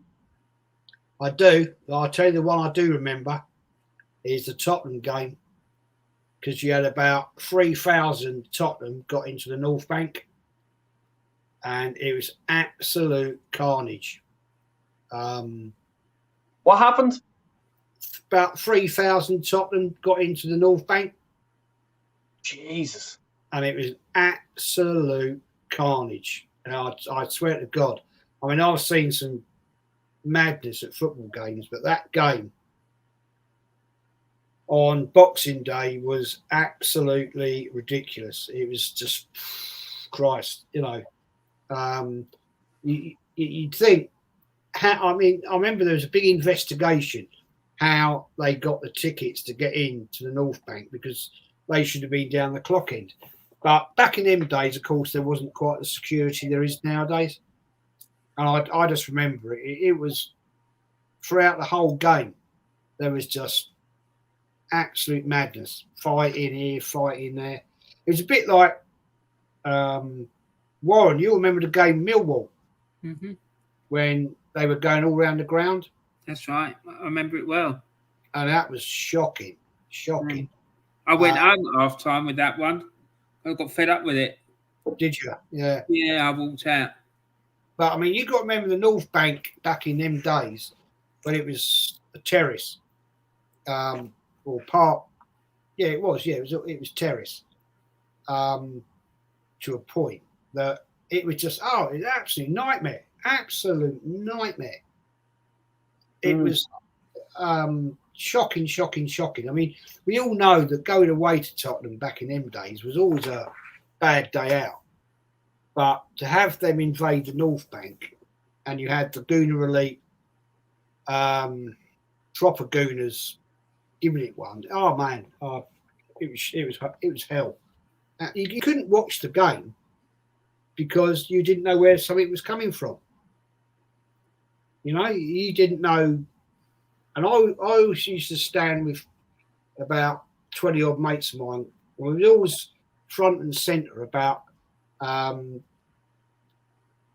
12 rows back from the North Bank goal. But it was, it was awful. It was one of the worst games for enjoyment I've ever been to in my life, apart from the 78-79 game on Christmas Eve at Old Trafford, where I got a brick in the face. That wasn't good. But yeah, that was a horrible day. But getting on to the Man U game, they just didn't turn up. It was shocking, absolutely. But all the way up there, all the way up to Old Trafford, And it was a bloody awful day. It was sleety and snowy and all that crap. We turned up and got absolutely bounced. And again that day, and this is back in the days when it was all rocking and rolling with the stuff. And I remember we pitched up there in our little minibus that the 12 of us had, and we got all the tyres slashed. And it was just madness. It really was. It just ruined everything in football, you know. But yeah, that wasn't a great day out either. Wasn't a great Christmas, to be fair. Yeah, it doesn't sound like that. And then Leeds at home. I suppose Leeds were a pretty tough team back then. Losing 1-0. League position, we were in third at the time. So we sort of were hanging around third and fourth for the whole of December, January.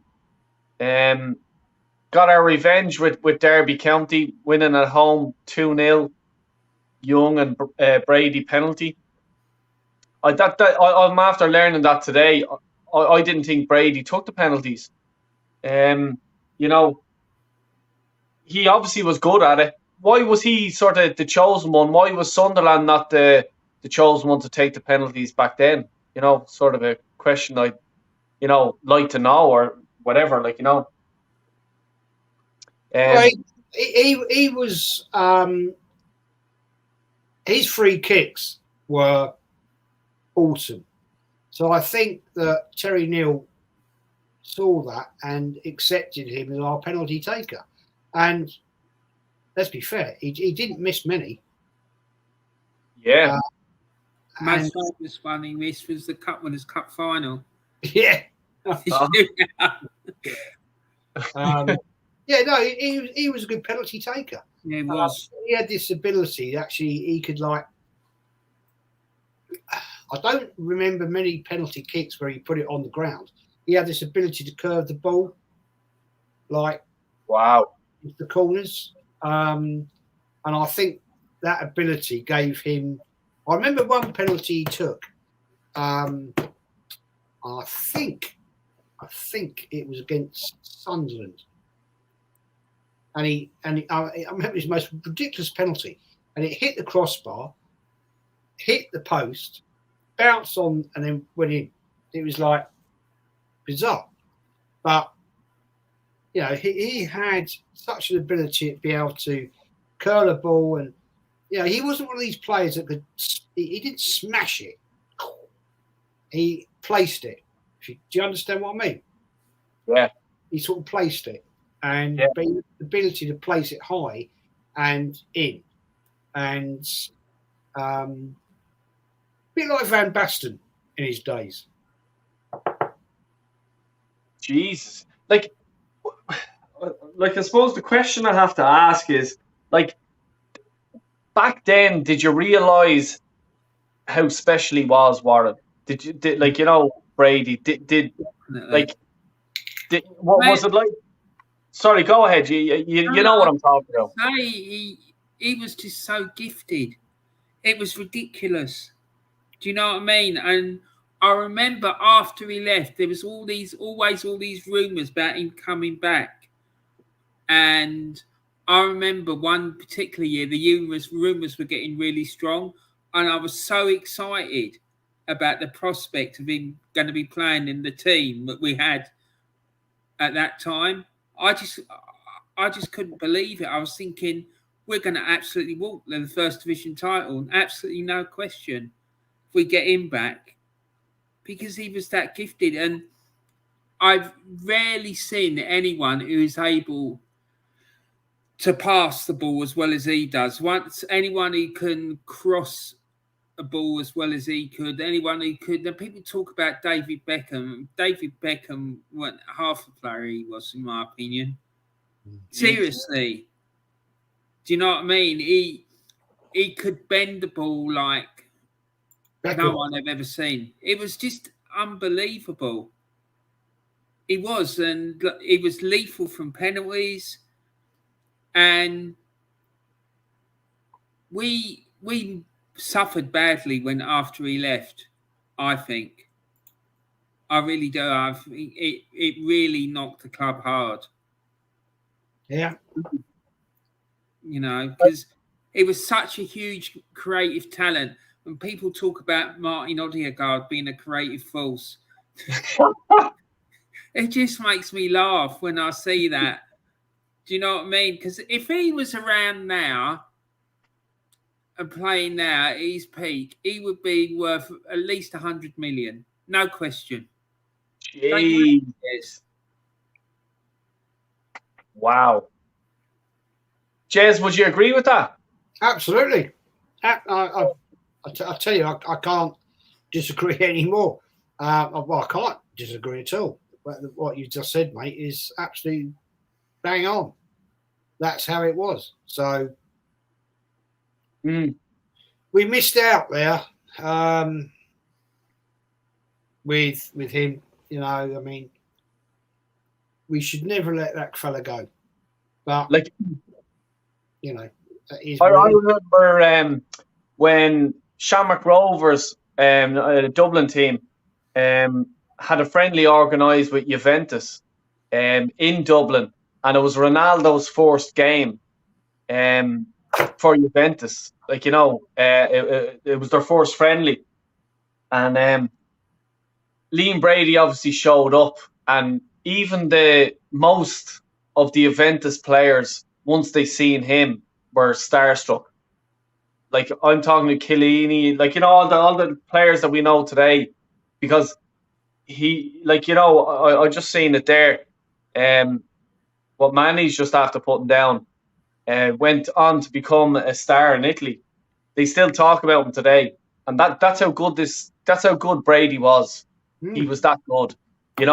I remember watching on Irish television. It was live on Irish television, and I was just there thinking, how the fuck do these players still now I'm talking about the respected Juventus players, the manager at the time. They were all just in awe with Brady. So he obviously left a mark at Juventus as well.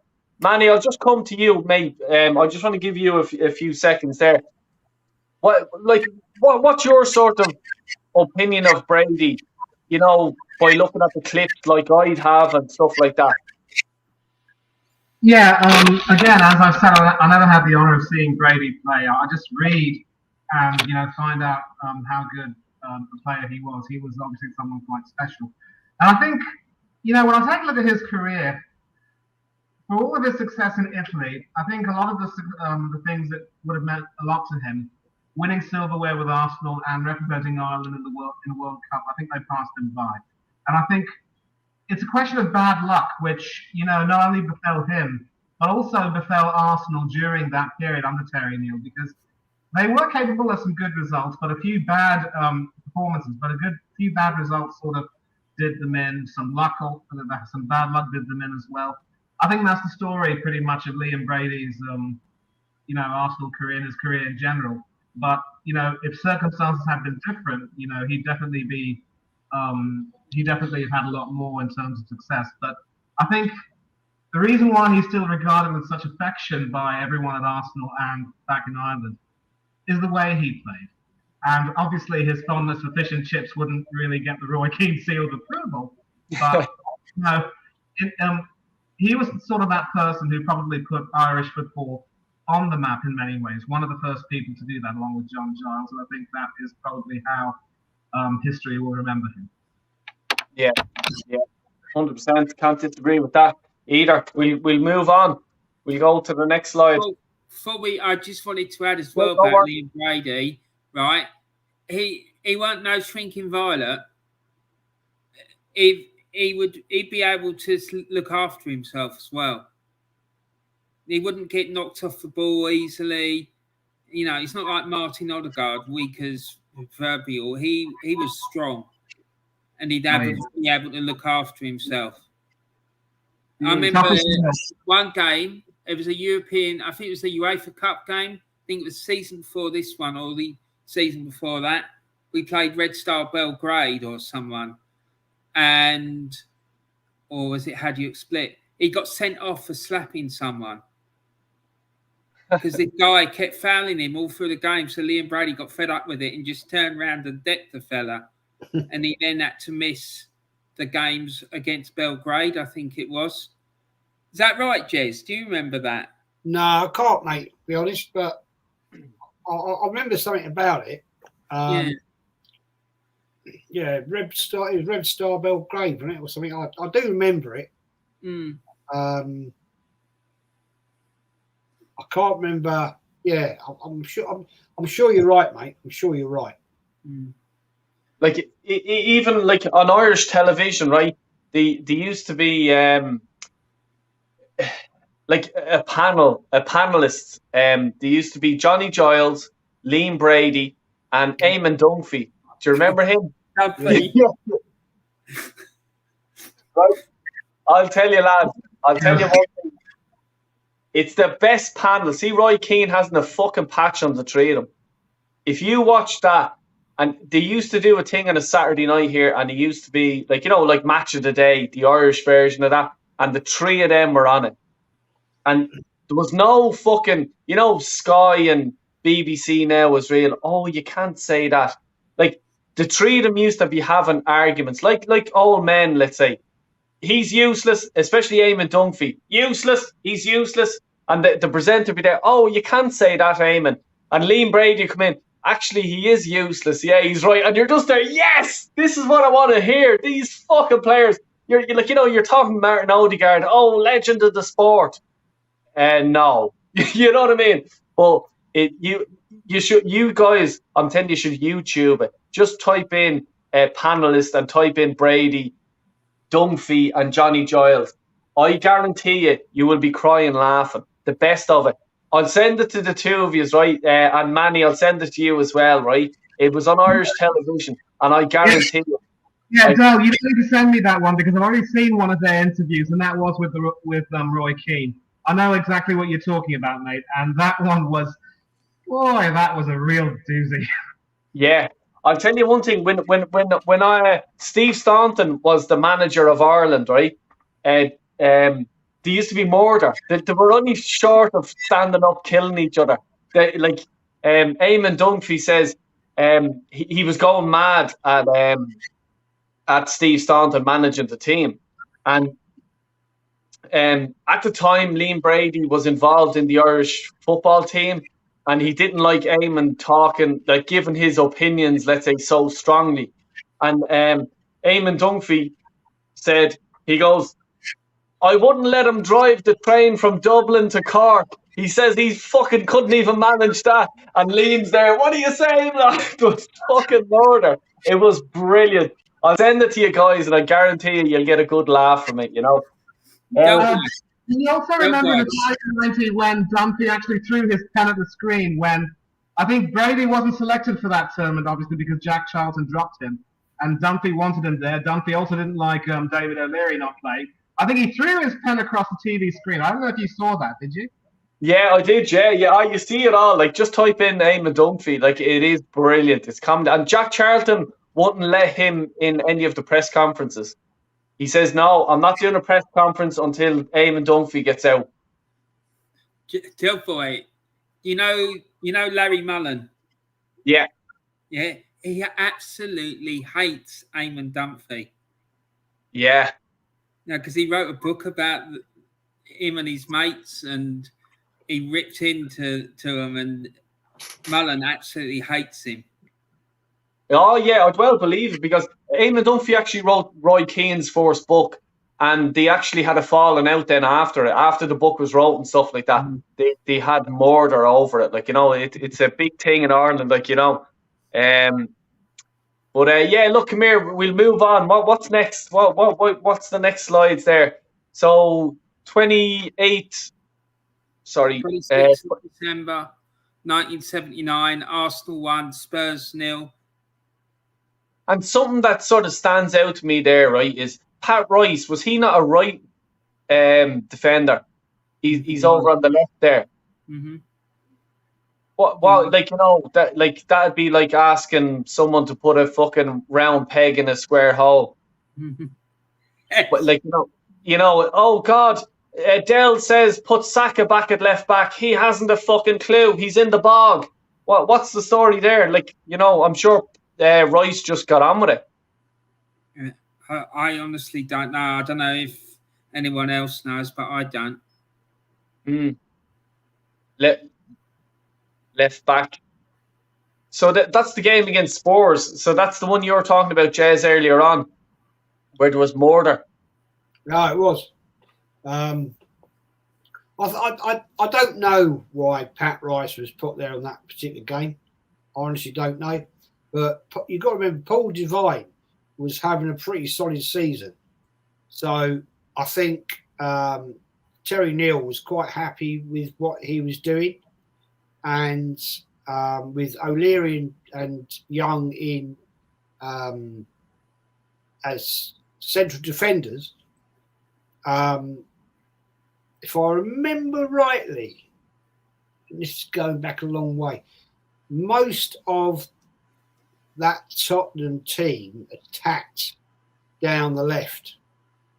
So I think, and I could be talking absolute bullshit here, but I think that he was quite happy for Paul Devine to actually take that attack with Willie Young filling in behind. Graham Ricks was an absolute, as a midfielder, was quality. And the fact he put John Hollins in next to him really shored up that left side, our left side of the midfield. So I think that may be, and I'm this is my interpretation. I'm not saying it's fact. That's my interpretation. Why he put Pat Rice out on the left? Right. Yeah. And I come to you, Warren, with this one. Talbot and Hollins, like as centre midfielders, like how good were they, if you can recall? Brian Talbot was one of my favourite all-time Arsenal players. Wow. Honestly, the amount of work that fella used to get through was insane. He was up, down. He just never stopped running all game. Honestly, he would get through more work in one game than Granit Xhaka would in the whole season. It was ridiculous, honestly. It was so bad. He got through so much work. I've heard this story. I don't know if it's true or if anyone else has heard this story, but he ran so hard in the 1979 Cup final that on the coach afterwards, he collapsed and they had to give him oxygen. I don't know if you heard that story, Jez. I have heard the story that he had an oxygen, go to hospital. But you only got to watch him in that cup final against West Ham in this season, where we lost. He just run his nuts off. I mean, he was a madman. And I just wish we had a few plays like that to this day. Absolutely, mate. And he was another one. He would pop up with goals as well. Yeah. And one season, I think it was 1984 season, at the beginning of the season, he had this thing about scoring free kicks as well. He put one in against Newcastle and curled it in the top corner. And then he did it again about 3 days later as well against somebody. I'm not sure. It might have been Liverpool, Jez. But I can't remember. But I know he did it twice within 3 days. He did it against Newcastle and then he did it again like 3 or 4 days later. Yes, so mate, he had this thing about arriving in the box, like bit like the Welsh lad that we had, Aaron Ramsey. Yeah, he would arrive in the box and get on the end of things and stuff. But mate, he was superb. He never stopped running. He was a great tackler. Do you know what I mean? The engine on the fella was just ridiculous. Yeah. And I just want to come to like sort of what Darren is saying. Like he's talking about Terry Neal here. Terry Neal over Arteta, like just from my point of view, I'd agree with Darren. But would you guys agree with that statement? Yeah, all day long. Mm-hmm. What was the issues with Terry Neal? You know, he comes up a lot in the sort of history stuff. Like, you know, what was his downfall? He didn't win a league championship. Jesus, and that's it. He got to 3 cup finals, won one. I mean, let's get it right. He went to the first cup final, lost 1-0 to Ipswich. He bought Brian Talbot off the back of that. Then went and played against Man United, won 3-2, iconic cup final. Then we went and played West Ham, lost 1-0. But he never won a league championship. And the fan base at the time were expecting more. They wanted to win Division 1. So basically, he got outed. But back in them days, we had a proper management. We had Sir Peter Hillwood, David Dean, the board of directors. And I can remember going up to Islington Town Hall on the protest that he had to go. And he was outed. That was it. He was gone.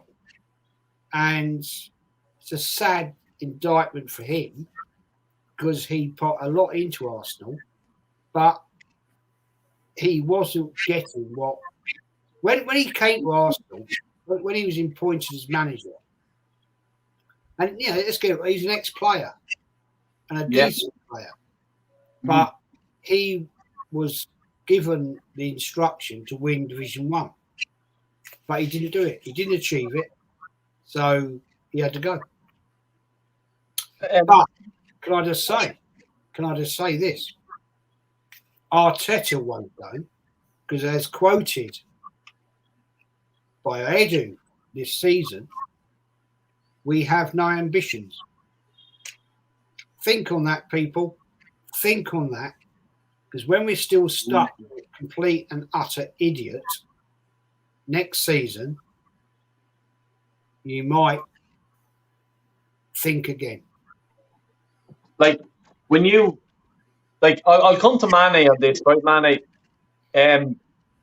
Terry Neal, would he have a statue outside the ground now if he'd done what he did back then? Because...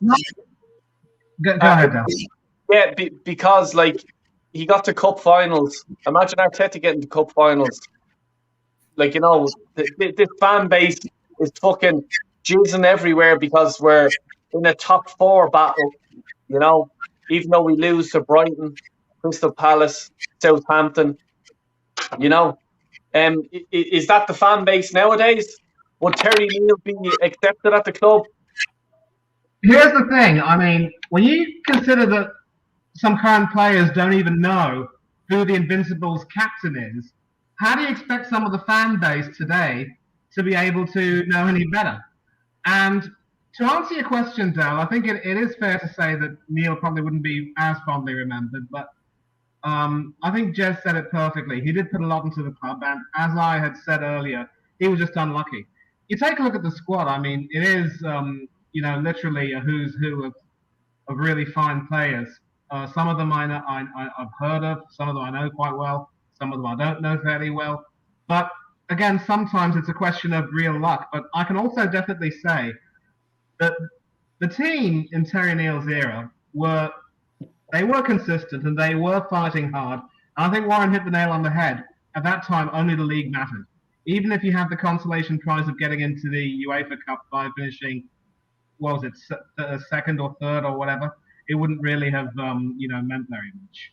So, no, Terry Neal probably wouldn't be fondly remembered, but then neither should Arteta. And bear in mind, the season won't be over. I mean, the season's not even over yet. We still might not even get into the Champions League. I also want to touch a little bit on the issue of Pat Rice playing at left back. You know, with the Manchester United connection, obviously, because Stapleton went on to join that club and played under Ferguson, Ferguson actually had Dennis Irwin in his team, who was a right-footed left back, you see. I think the reason why Neal might have played Rice at left back that day was maybe because, there might have been an injury to the other starting left back. Maybe he wanted to bring Rice in to sort of shore it all up. And it's not uncommon for right-footed players to come into that left back role to sort of tighten things up. You probably might not expect them to overlap very much, but then I think, Warren, you were talking about shoring up the left side of that central midfield. Maybe Rice was used to sort of tighten things up a little bit and also let Devine do his thing. But, it worked well with Ferguson for Dennis Irwin, so maybe Neal had a method in putting Rice in there, perhaps. Yeah. Great points, man. 100%. Actually, if someone could, I'd love to see, like, just even what Darren was saying there. Did Terry Neal go on to manage any other clubs after that, or if anyone can remember, or if someone could Google it there while we're on? I'd be just interested to see that, because, like, I'm just thinking, because he was ousted by Arsenal so much, and Jez, you says that there was you went to the to the town hall and stuff with the club, I mean, going up to the Islington Town Hall, in hindsight, was probably a knee-jerk reaction, because back in the day, I was a young guy, and it was, I'll quantify it in this way. I followed the sheep, like a lot of people do in the younger crowd today. Was it a good move to do that at the time? Looking back as an older person, probably not. But at the time, it's what you did.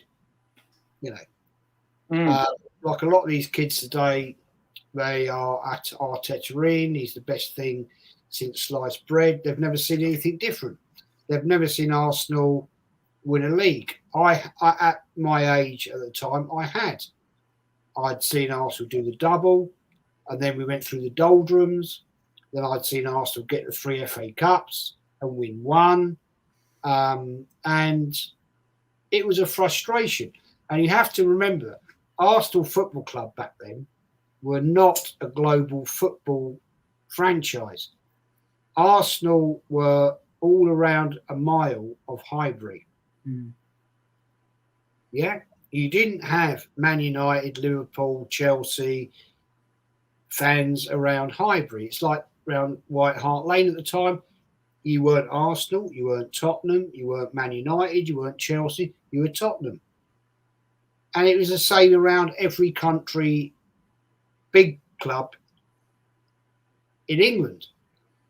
If you were Newcastle, you didn't support bloody Sunderland. It's not how it was. But football moved on, and football has moved on in this day. And every big football club in the Premier League, every Premier League club has international fan base.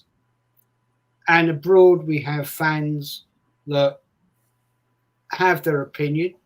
Sadly, they don't ever get the opportunity to go to see Arsenal at home, because it's probably far too expensive. Getting tickets is a nightmare, and they're stupid money. So it was a different time. So getting back to what you're saying, as Arsenal was based at Highbury, and we wanted to achieve what we could achieve against Liverpool at the time, it didn't happen. So everybody, after 3 FA Cup finals, losing 2, winning 1, it was time for him to go. Well, that's it. I just wanted to just keep this comment up here. It's just because, and it's just a simple fact that, Manus, I'm from Roscommon, just so you know. He's my neighbour there from Leitrim. Beautiful part of the world, beautiful part of the planet, Carrick-on-Shannon. and Leitrim in itself. I'm originally from Dysart, so check it out. You guys will probably know. But we'll go to the next slide anyway. Norwich 1-1. Warren, what the fuck happened? This was a mad game. It really was. It was played on a Friday night. The Saturday was the 22nd, which was the last Saturday of Christmas shopping before Christmas, right? So Arsenal, in their wisdom, decided to play the game Friday night. I went to this game with my dad, and we had seats in the West Stand lower, right? And I believe, if I remember rightly, we were in the block that was nearest to North Bank, and we had a whole row of seats to ourselves because there was like a snowstorm going on.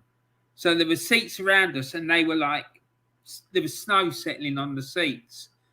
And at that time, Arsenal at Highbury were one of the few clubs in the country to have undersoil heating. And but the problem was the snowstorm started when the game had started. So that's why you can see all the snow on the pitch and whatnot. And it was a bloody awful game. It was. I remember it being an absolutely awful game, and we ended up drawing 1-1. It was terrible. But don't be under any illusion. Norwich weren't a pushover in those days. They were a good side. They used to play really good football. I mean, even in the 89 season, like 10 years later, they were challenging for a long time at the top of the table with us. And so much so, I remember one game away at Coventry, they'd lost 2-1 at Tottenham, and it put us in a stronger position to go on for the title. And there was a massive disagreement in the Arsenal end because some fans started cheering because Tottenham had won. And this bloke I was with, who went on to be the editor of the Gooner, he got up on this stanchion thing on the terracing and started, and I was holding on to his legs. And he was like, "We don't ever bloody shout for a Tottenham win." He said, "Shut up, what are you doing?" But yeah, so this game, it was awful. I don't remember. I don't know if anyone else has got any memories of it, but I put it up there because I just remember it being crazy because of the snow and the fact it was on a Friday night. And, you know, I just thought it was interesting to show it to people. Yeah, the thing is, that game, the madness was that Arsenal had undersoil heating, as Warren said. But the FA's ruling was, at the start of the game, you had to turn it off. So what's the point of having undersoil heating? And I remember that game because it snowed like forever, and the wind was blowing straight into the east stand and the North Bank. Snow was settling. I think the North Bank that night was probably about 2/3 full. It was a bloody dire game, freezing bloody cold, and you could see basically the players weren't up for it. But the madness of it was that with the undersoil heating technology Arsenal had, 20 minutes before the start of the game, the pitch was clear. But within 20 minutes of the game being played, the pitch was covered in bloody snow. And it was, as Warren said, it was a dire game. It was a bloody awful game. You can see both teams weren't up for it. I think Norwich just wanted to get in the coach and hope they can get back to Norwich through the snow. By God, did it snow that night. And yeah, it was shocking. Bloody awful. Bloody awful. I just kept Darren's comment up there because I just want to Met a geezer from Iceland today, hoping to get a ticket for the Man U at home tomorrow. I just want to know, was he from Iceland the shop or Iceland the country? You'd be better off going to Iceland and get a ticket. Yeah. Tell him to go there. Love that band. It'll cost you a fortune tomorrow. If you haven't bought your ticket, to get a ticket off a tout, which is going to be hooky, it's going to cost you a bleeding fortune. Like I had for me to go to the match there last week, I had to get 2 tickets. One cost me 170, and the other I got face value. So, what, say 230, 240? Yeah. You know, disgraceful. It's absolutely fucking disgraceful. While I was talking to Kyle during the week, there's a supporters club down there where he lives, and they used to have to pay something like 160 or 170 quid, and that got them their ticket, and it got them a coach, I think it was, or something like that. I may be 100% wrong here, I don't know, but there was something in around that. It got them to the game. So we'll just say 170 euro, and now it's double the price. He says it's up 350, 360 quid, and it's just because Arsenal keep upping their fucking prices. It's a disgrace, you know.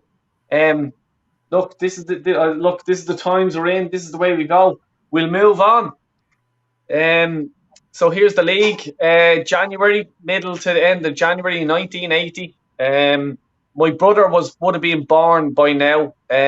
He would have been about 3 weeks old. So yeah, there was a sparkle in my mum and dad's eyes at this stage. You were looking to go again to create the Dell that you see today. But where are we? We're third in the league. We're imagine the Arteta sexuals now. We're 5 points off the leaders, Liverpool. Man United 3 points off them. Anything stand out to you, Jez, there, or anything like that that's surprising to you at this stage in the season? You know, was there anything like Ipswich Town, as you boys are saying, are pretty up there? Southampton top 4. Wow. The surprising thing, basically, to me at this point in the season is where Spurs are. They've absolutely capitulated at this point in the season, and Liverpool and Man United basically, well, we know Liverpool went on to basically win the league, but the surprising thing is that Ipswich Town ended up second. So that just shows the team they had at the time. Now, Arsenal are bouncing around. They're doing this, they're doing that. I mean, look at their track record here. 10 wins, 10 draws, 6 defeats. You know? Yeah. They're hanging on in there, but not really pushing it. And this is one of the reasons, as I said before, the goal difference there, 34-24 against. Liverpool 54-47 against. That's quite a strange thing for these teams. Man United 37-4, 33 against. For Jez, the goal difference and stuff on there is all messed up. Oh, is it? Yeah, don't worry about that. I've just noticed that the formula wasn't working properly. Yeah, it's 14, 13, 10. Yeah. It's all wrong. The goals for is correct. It's just the goals against and the difference that's wrong. I was going to say, it looks a bit, well, I mean, it looks a bit odd, but forget all that. But the thing is with that particular season is that Arsenal's were up there, but they were so inconsistent. And this is the reason why Terry Neal got the bin, because he knew Arsenal had 5 years he knew Arsenal had to challenge. But at this point, right, they're 5 points behind Liverpool, but we know how difficult it is to overtake Liverpool. Yeah, all right, we did it in '89, but that was a different scenario. So, yeah, you can see what. Can you imagine, Jez? Can you imagine this nowadays? Like the Arteta sexuals, they'd be absolutely creaming their pants every time they walk out the door. Like, and I'm not messing with you. We're third. Oh, look, we're only 5 points behind Liverpool. Like, do you know what I mean? And Terry Neal gets the sack. As you says, there's meetings in the town hall and, like, you know, to get him out. You know, but yeah, we're settling for how many points are we behind Liverpool and Man City? Are we 12, 13, 14? I don't know, whatever the fuck it is. I think it's 27 behind Man City. Yeah. But like people are there, oh, fucking, I was singing the song this morning. Jesus Christ. Do me a bleeding favour. And this is the standards that I set for the club, is looking at the league table like this, third in the league table, 5 points off the leaders, and Terry Neal's getting the sack. You know what I mean? Manny, I'll bring you in. You know, what do you have to say for this? Like, you know, you weren't alive when this was all happening. You know, you're the same as me, and you're looking at the league table like this. What do you have to do? Like, what's your sort of opinion looking at this league table compared to now? You know, Arteta's the best manager since fucking, I don't know, Henry Chapman or something to some of these people. Look, the reason why Arteta's getting so much praise, as you know, Del, is because, you know, for the past few seasons, we have more or less underachieved. 2 8th-place finishes. So anything which will be much better than that will be, you know, loved by them. But again, this talks about how it's fair to say even then that although Arsenal might not have been winning too much at that time, they were still a very competitive team. And obviously the club at the time had a lot of, I mean, they had standards that had to be followed. And, I mean, as you said, Warren, the formula for goals against might be, you know, a little bit wonky at the moment. As I said, you know, Arsenal had the makings of a really good team. They had a fine squad, and with better luck and, you know, a few less of those mistakes, they would definitely have, you know, been right up there. But it's just a sign of the times. That's all that can really be said.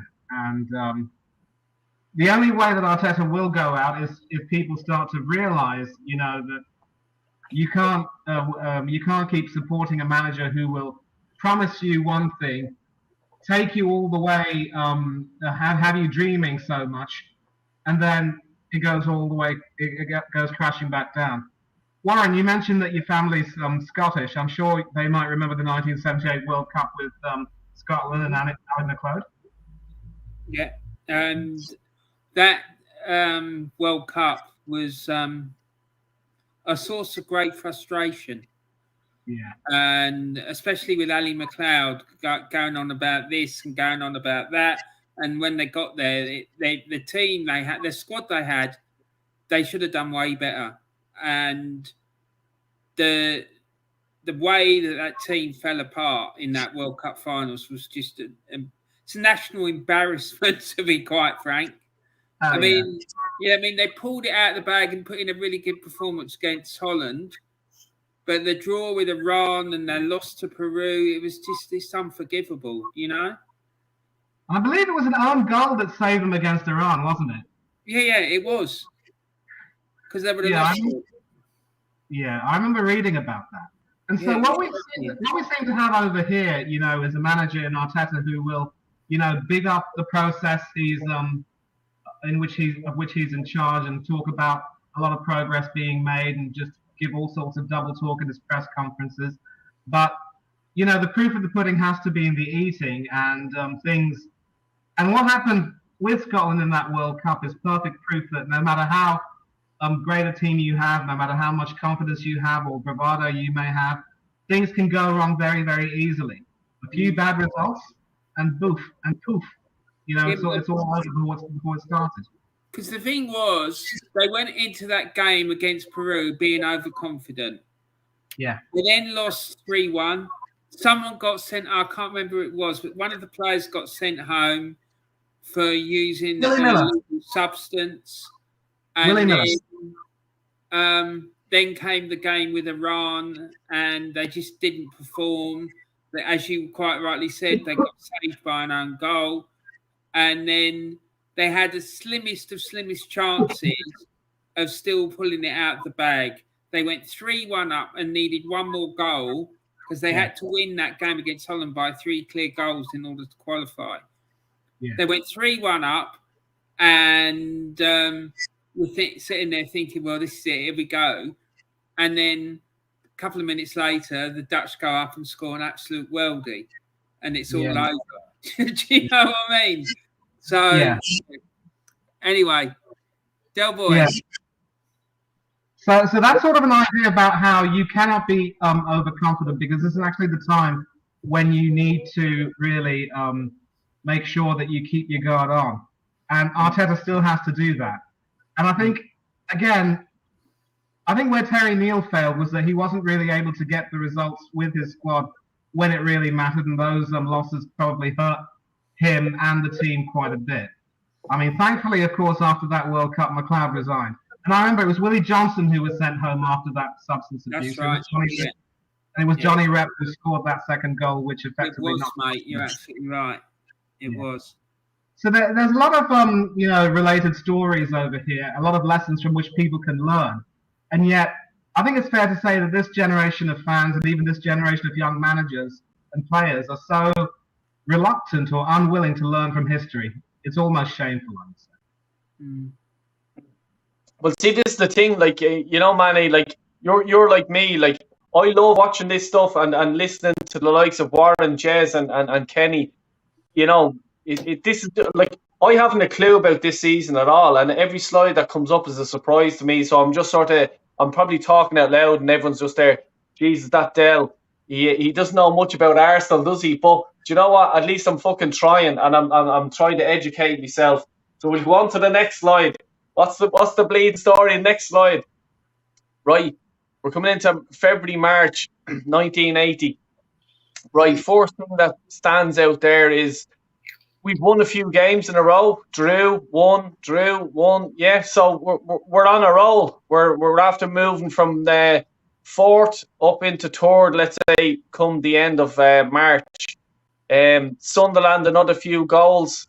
Ricks got in with a goal against Aston Villa.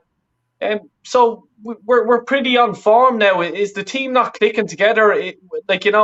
Jez, were you back in the mud now when this, you went to town halls trying to get Terry Neal out? Why were we at the town hall, mate?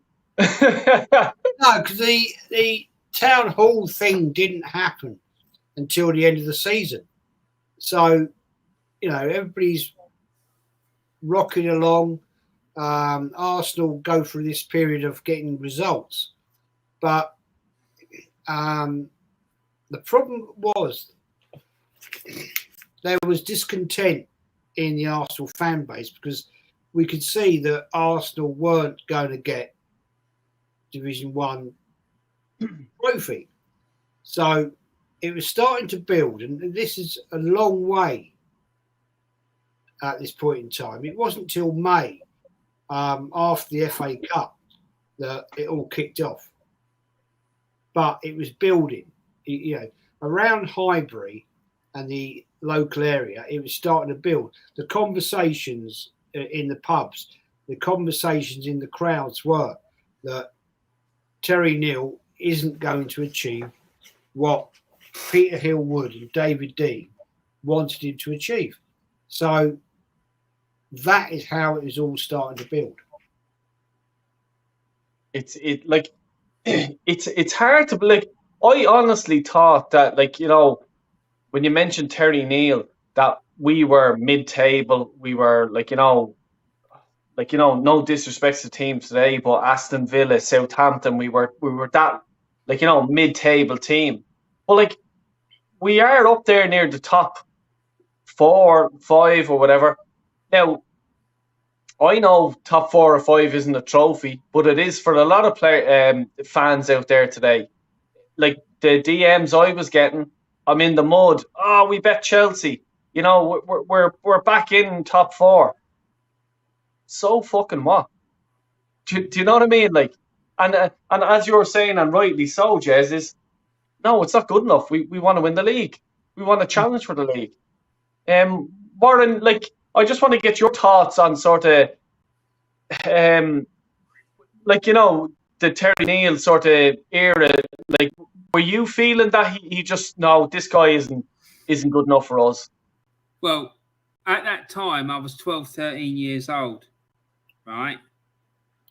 And I used to have arguments with my dad about it because I couldn't understand, especially when Forest first came up, they were whacking teams, 4s, 5s, every single week. And I used to have arguments with him saying, look what they're doing, why can't we do that? And he was going, yeah, but what would you rather have? Doing that and losing 2 games a season when they play us, or going around doing what they're doing and not win the league? Like, you could win every game 1-0 every week and you'd win the title. But Forest, they could go around winning 4-5 every week and lose 2-3 games in the season and they wouldn't be champions. So what would you prefer? And I said, well, I'd want to win the league. But the thing is, when I was 12, 13, I'd never seen us win the title at that point, right?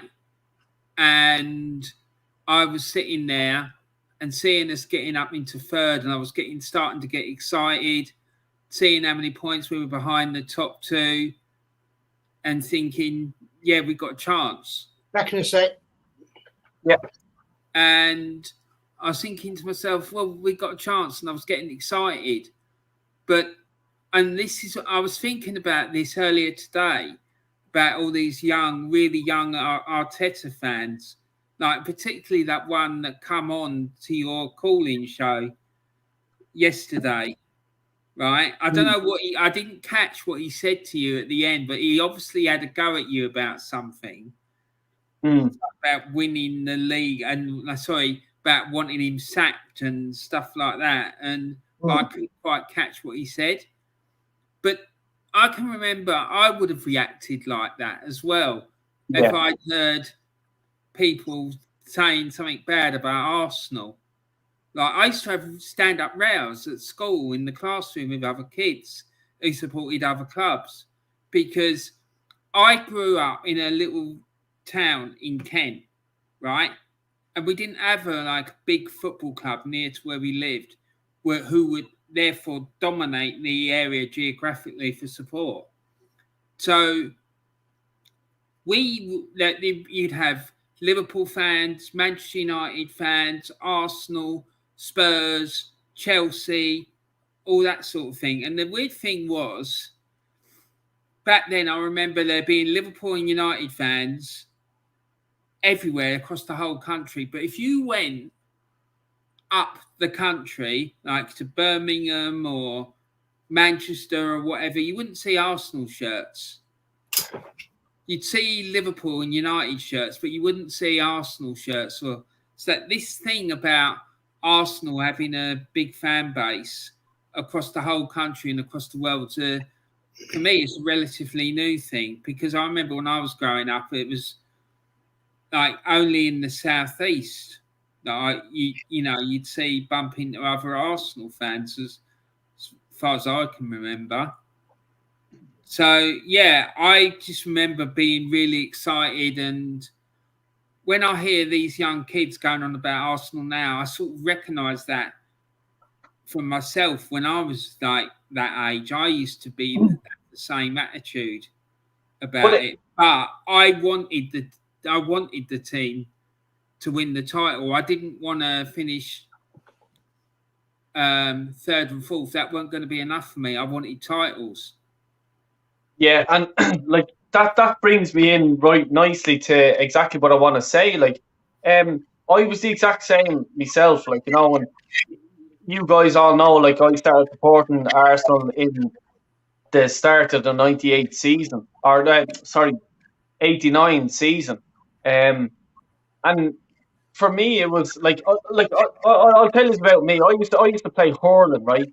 And I've two All Ireland medals basically, right? Two, okay, not just one, two in a row. We done it twice in a row. Where I'm from, it's fields and bog. So, do you ever hear turf? That's where I'm from. So, let's say the equivalent would have been like Celtic when they won the European Cup. Everyone was from the same area when they won the first British team ever to win the European Cup. That was exactly like my little team that we were involved in.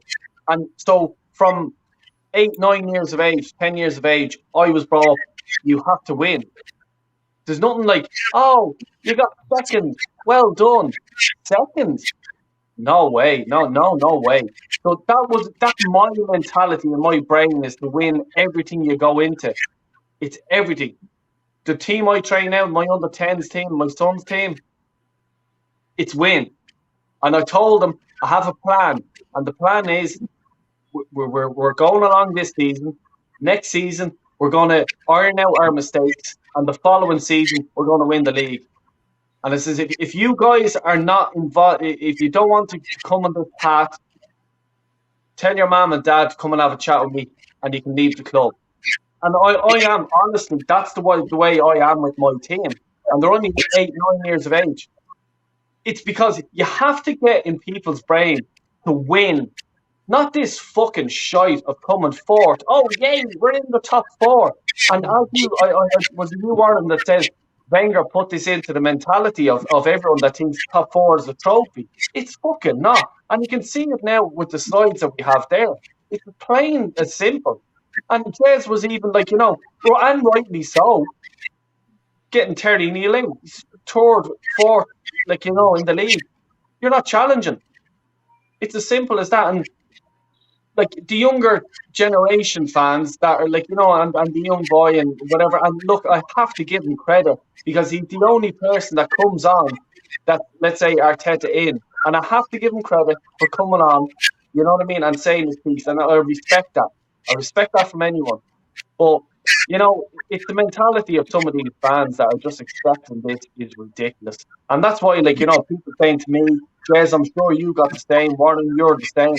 Oh, look, we bet Chelsea. I'd say you're sick now. Yeah, you wanted us to lose. Clearly we didn't. But look, we'll move on. We'll go to the next slide. We could go on here for a while. 19th of March, 3-0 against Man City. Nielsen's back on the left, Devine on the right, O'Leary Young. And just sort of forced reaction there is Pat Rice. Where's he? Now, look, he could have been injured or anything like that, but was Pat Rice sort of a shoe-in for his position, or was he there or thereabouts, sort of subs? Can any of you guys sort of recall anything like that?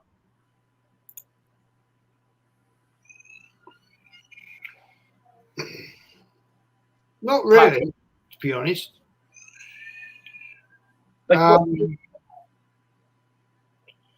think the interesting thing that he did was bringing Paul Vasson.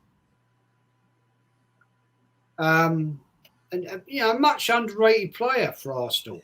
And because of Sunderland's injury at that point, he brought him in. And none of us had really ever seen anything of him. And the fact that he actually slotted in straight away and gave great performances shored up where Arsenal were. But the fact that Sammy Nelson had basically secured his position at left back. Arsenal, the difference with Arsenal at this point in time is they had players that could slot in to so many positions. And the difference was he was able to mix the team up, which unfortunately at this point in time Well, no, I'll retract that because he did it the other night. He brought on El Neni. Gracie May on my channel, and we don't both discussed. Let's bring in El Neni and mix it up, and he did, and it proved a difference. Now, what Terry Neal did with this team was he wasn't afraid to turn things around. I mean, the fact that Paul Vasson came in and basically, this particular game against Man City, he was a diversion and he used to drift out left and let Brady cut in, and consequently he scored 2 goals. Now, Man City at this point in time are nowhere near the Man City we've got today. We've got to say that straight away. But again, we have a strong defence. O'Leary is commanding that defence, and he is such a commander of that back four that whatever he says, I mean, I can remember him I remember games with him, watching him. He would shout the crap out of Willie Young and Sammy Nelson, Paul Divide, and it even bollocked Pat Jennings. Jeez. For his poor distribution of the ball. Now, this is the guy that he was. So Arsenal here should be kicking on, but they're not. And when Steve Gattin came on in this game, he immediately transformed the game and made such a difference command in that midfield that's why Arsenal suddenly kicked on and went on to win 3-0 against Man City. But as I say, Man City back then were not the team they are today. And it was a different time for Arsenal. But again, I will reiterate, Arsenal were lacking behind Liverpool, whereas the board of directors wanted Arsenal to win Division 1. And it didn't happen, therefore he had to go. Manny, I'm just going to bring you in just on your comment that you were saying there, Vasson, a tragic story. Can you sort of just let the viewers know? Yeah, I'm actually sort of going on Wikipedia right now and talking about his story. I mean, a lot of people will remember him for scoring that winner against Juventus in the Cup Winners' Cup semi-final that season. Yeah. And he didn't play in the final, obviously, and ever since then, just looking at his career, very injury prone, had to retire before he was 21, and things just went downhill from there. And that was also, in many ways, I mean, that was just a tragic tale of footballers then. If you weren't able to make it, there didn't seem to be very many avenues open. You had to do some odd jobs. I do seem to remember Neal Webb, who played for England, as well as Nottingham Forest and Manchester United, becoming a postman one time before joining. I think he went back to footballing hospitality. I'm not too sure, but Baseman's case was definitely tragic, and he ended up, falling victim to drugs, and sadly he passed away at 39. And it's just a sad story, and I can't really comment too much about it. I think Warren and Jez might remember quite a bit about how he was in his subsequent seasons, and it was tragic. That's all I can say. Yeah, no, that's it's a sad case, and I suppose back then, it was a shock and stuff like that. Like, Warren, can you sort of elaborate on that, or do you want to? I can't really remember it, to be honest. I remember him scoring that goal against Juventus in Turin, but other than that, I don't really remember him that well, to be frank. Yeah, no, look, come here. We'll move on. We'll go to the next stream. And just while there's a few people watching here, I just want to just check out what I'm saying at the bottom of the little bar thing that's scrolling across there. Please do like, subscribe, and share whatever to the channel. But I just want to especially never mind my channel. I would want Warren and Jez's channel as well. I left their links, and the description is in their links is in the description. So please do follow the boys, because look, Warren is kindly putting up all these PowerPoints and slides and stuff like that. And this show wouldn't be what it is without Warren. And Jez, with his knowledge as well, is just it's amazing. And I really do appreciate as well Manny coming on as well. So please do hit the guys up. So look, we're looking at the table at the end of March. Liverpool still top of the league. They're 6 points clear of Man United, and they're 8 points clear of ourselves. Ipswich Town going well. Bobby Robson, fair play to him. Middlesbrough as well stand out to me. Does anything stand out to you there, guys? We were talking about Ipswich Town earlier on, but Middlesbrough, what the fuck is going on there? Well, Middlesbrough were a decent side. They were always in or about mid-table. And,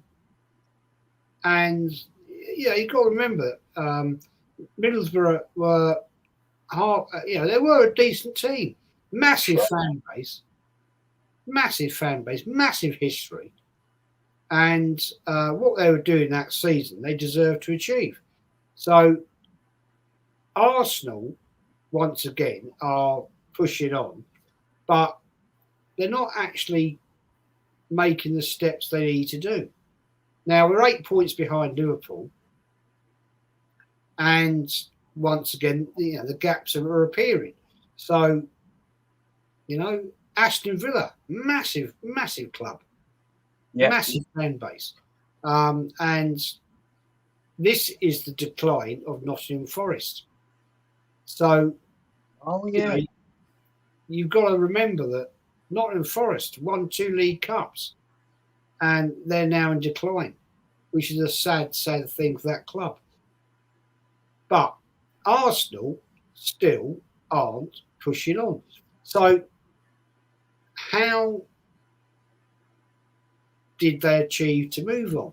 Well, it was to get rid of the manager. Now, we can look at it today, right? Let's get to today. Let's get to modern times, right?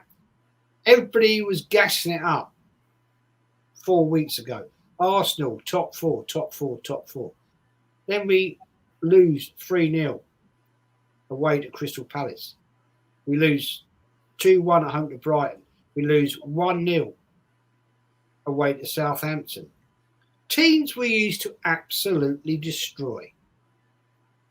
And we get a result against a poor Chelsea team. And everybody's, it's brilliant. Arteta's the best things. It's brilliant. Yeah. Let's wait and see what happens on Saturday against a poor Man United team, against a equally poor Arsenal team. Let's see what happens. Let's not all get hyped up and think it's all done and dusted. I've been there, seen it and done it too many times. Got all excited and you end up very disappointed. And that is exactly what happened this season we're talking about. Yeah. 100%. Look, we'll go to the next slide. We're coming into April now and stuff like that. I just wanted to point out one thing. Yeah. The team that's currently third in the Premier League, can you see them anywhere in that table? No. Exactly. They were in the second division, right? We've also got Manchester City, right? Currently top. They're 19th, flirting with relegation. Yeah. Right? It just shows you how things have changed in all that 40-odd years. you know, and so let's move on, shall we, Del Boy? Yeah. Right, here we go. What's standing out here? Anything standing out to you, Warren? There, well, I suppose the first thing's fucking Norwich. You know what I mean? Losing away 2-1. Rick scores for us. The thing that stands out for me is the gap between the games. 3 days, 2 days, 12 days, 7 days, 3 days. But this is just the league games. I'm not talking about... We haven't even thought about the cup games that we were involved in as well. And this is when it started to get really mad, right? I'm just going to... Del Boy, I'm just going to bring up that last slide I showed you. Hold on. Jonesy, Don Jonesy, everyone just check out his channel, by the way. He's a great Arsenal supporter. And I have to get on your channel one day. He keeps asking me, and I'm always fucking busy, and I'm sorry, man, but we will do something. We're just educating Arsenal fans here. This is what we're doing. You know what I mean? We do this every Friday night. All this fucking Arteta. Oh, we're top 4. Yay, we're top 4. This is fucking Terry Neal getting sacked for fucking finishing in the top 4. So yeah, please hit the like, subscribe, and check out the boys' channels. Go ahead, Warren. Sorry, man. So what it says, in the 79-80 season, Arsenal played 71 games. The season started on the 11th of August 1979 with the FA Charity Shield and ended on the 19th of May 1980 at Middlesbrough. During the period between 2nd of April and 19th of May 1980, Arsenal played 17 games, and during this period, they had the following gaps between games: 2 days on 6 occasions, 3 days on 5 occasions, 4 days on 3 occasions, and 5 days once. For me, that is absolutely insane. It is. I just think that's crazy. And if this squad of players and manager had to do that now, they'd be having a Connery. They would. Yeah. They wouldn't be able to cope with it. Jez, no, actually, Manny, I'll come to you with this. During the season, okay, fucking Arteta had a fucking heart attack because he had to play 2 or something like that games in a week. Imagine just playing them games in a row. Mate, go ahead. I'm just saying, see the games we had. There was April 2nd, then the next game is April 5th. The game after that is April 7th. You know what I mean? These games coming thick and fast. And the players nowadays are much, much fitter. The stuff they eat, everything like that.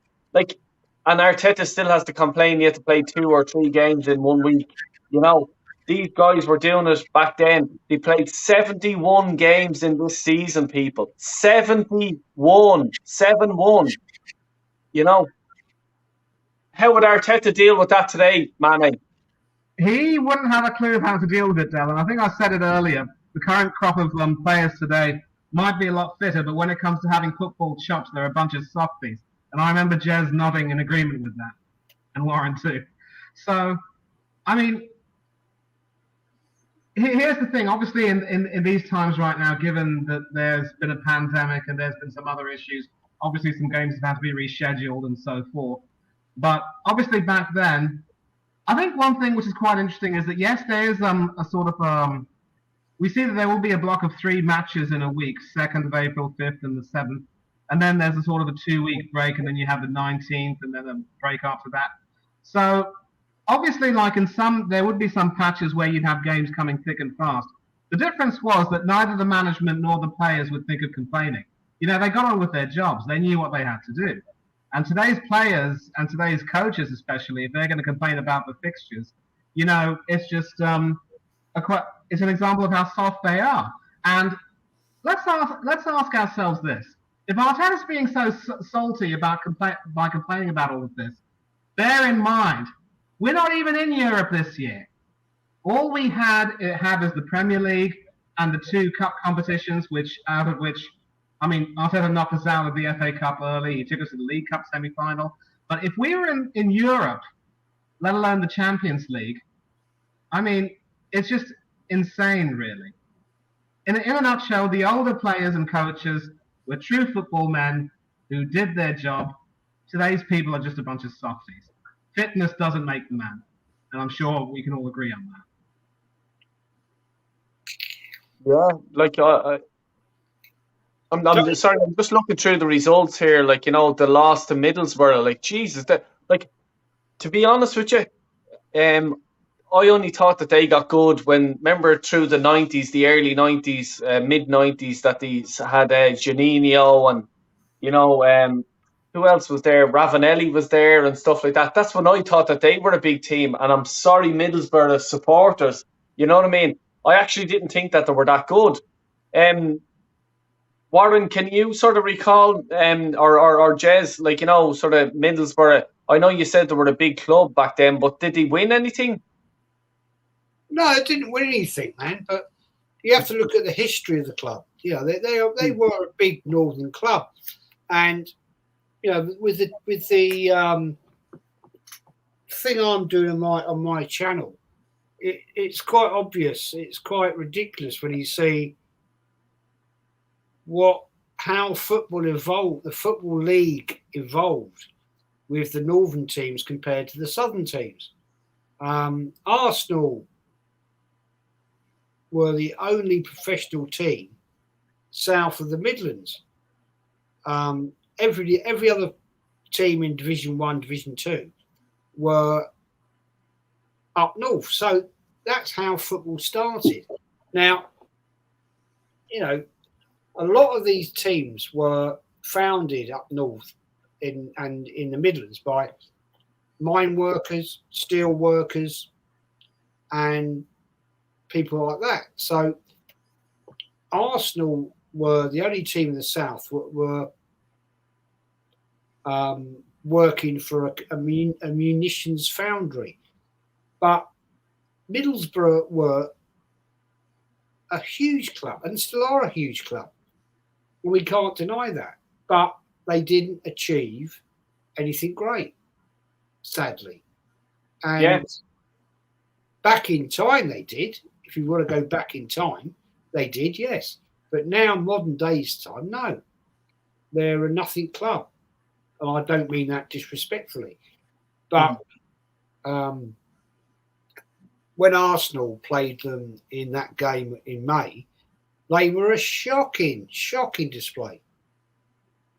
You know, I mean, yeah. But we got done. Absolutely done. And, you know, that just shows their ambition. And that is where the nails were going into the coffin of Terry Neal. Yeah, no, like, it is really interesting because, like, as I said, like, I thought the only sort of history that Middlesbrough had, and I apologise to every Middlesbrough supporter, was that in the sort of mid-90s, early 90s, when you had like Janino, Emerson, Ravanelli, you know, them players, they were brilliant players, and I used to love, they were actually, Middlesbrough were my second team, you know what I mean? Like, obviously Arsenal would be my first team, but back then, they got to they got to the FA Cup final, if I'm not mistaken. They played Chelsea, and I think Chelsea bet them. Would I be right? Yeah, you're right. Yeah. Janino, I think actually, did Janino score in the final? He's near the halfway line. He chipped Ed De Hoy, was it, or something like? I can't remember, but I remember. They were in the final anyway. But yeah, does anything else stand out for you there, guys, or Mane, or anyone like that before we go on? Well, the 5-0 game at Middlesbrough, I heard all these stories that the Arsenal players were like absolutely exhausted. They could barely put one foot in front of the other. Do you know what I mean? Because of the amount of games that they played. But yeah, I mean, Middlesbrough, they were a big club, they're a massive club, and they still are. But They're just languishing at the moment. They will come back. There's no doubt about it. They're too big. And don't forget, Middlesbrough is the birthplace of Brian Clough. Mm. Oh, yeah. Yeah, Brian Clough. And if anyone wants to see what football was like in this time, go and watch the film The Damned United, because it's all about football in the 70s. Great film, that. It is. It's fantastic. Brilliant film.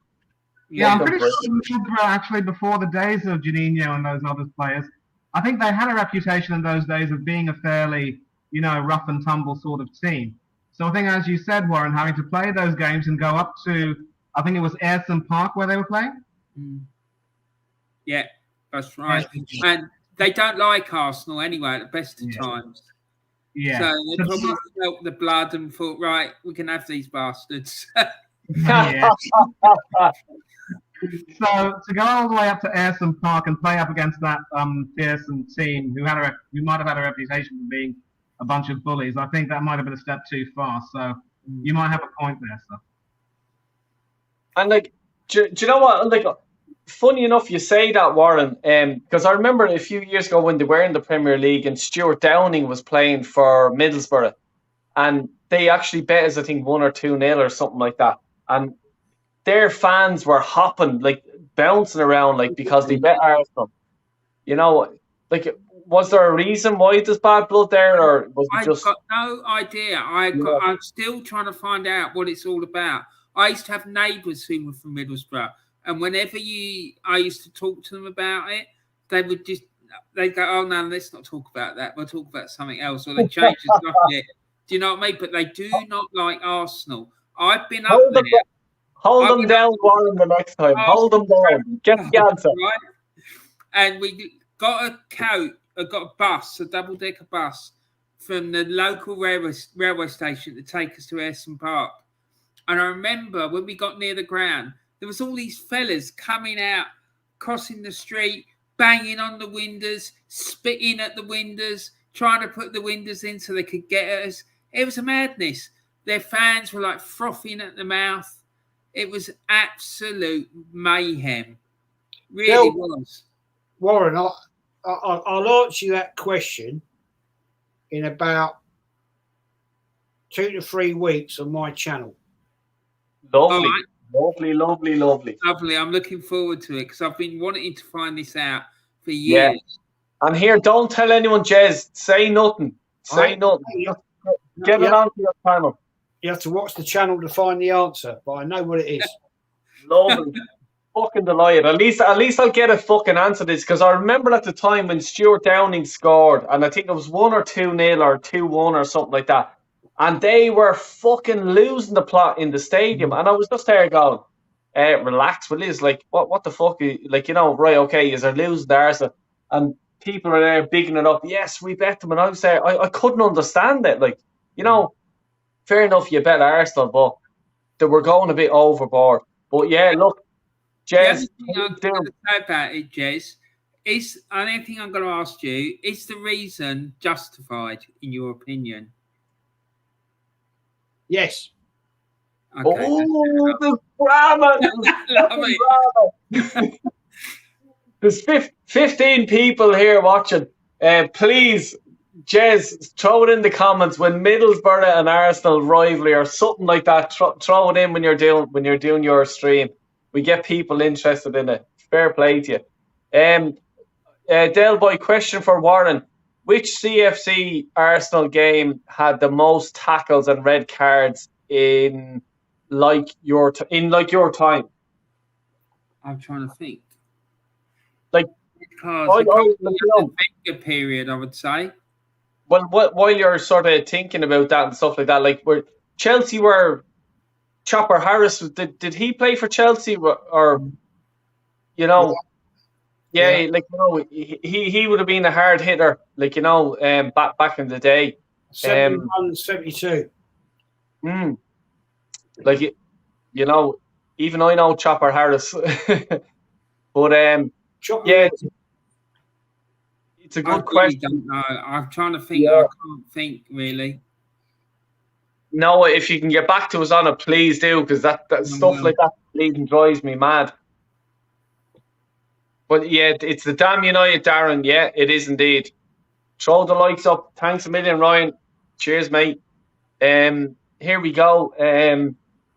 So 7th of April, the Spurs game. Arsenal beat Spurs 2-1 in the lane. Brady again, another penalty. Jesus Christ! Like what? Warren, back in the day, were penos regular, or like like were they easily sort of found, or like what were the refs like? Because there were hard hitting tackles back then. Yeah, that's what I was going to say. The only thing I can think about it is that the game was a lot harder then. You'd have a lot more really hard tackles flying in. Other than that, I can't really think as to why it would be there would be more than what they are now. I'm not even sure there are that many now. It's just that Liam Brady was so good at them. Mm-hmm. Do you know what I mean? He was. I mean, if he got a penalty, he hardly ever missed it. I think, in fact, I can only ever remember him missing one, and that was that game in the Cup Winners' Cup final.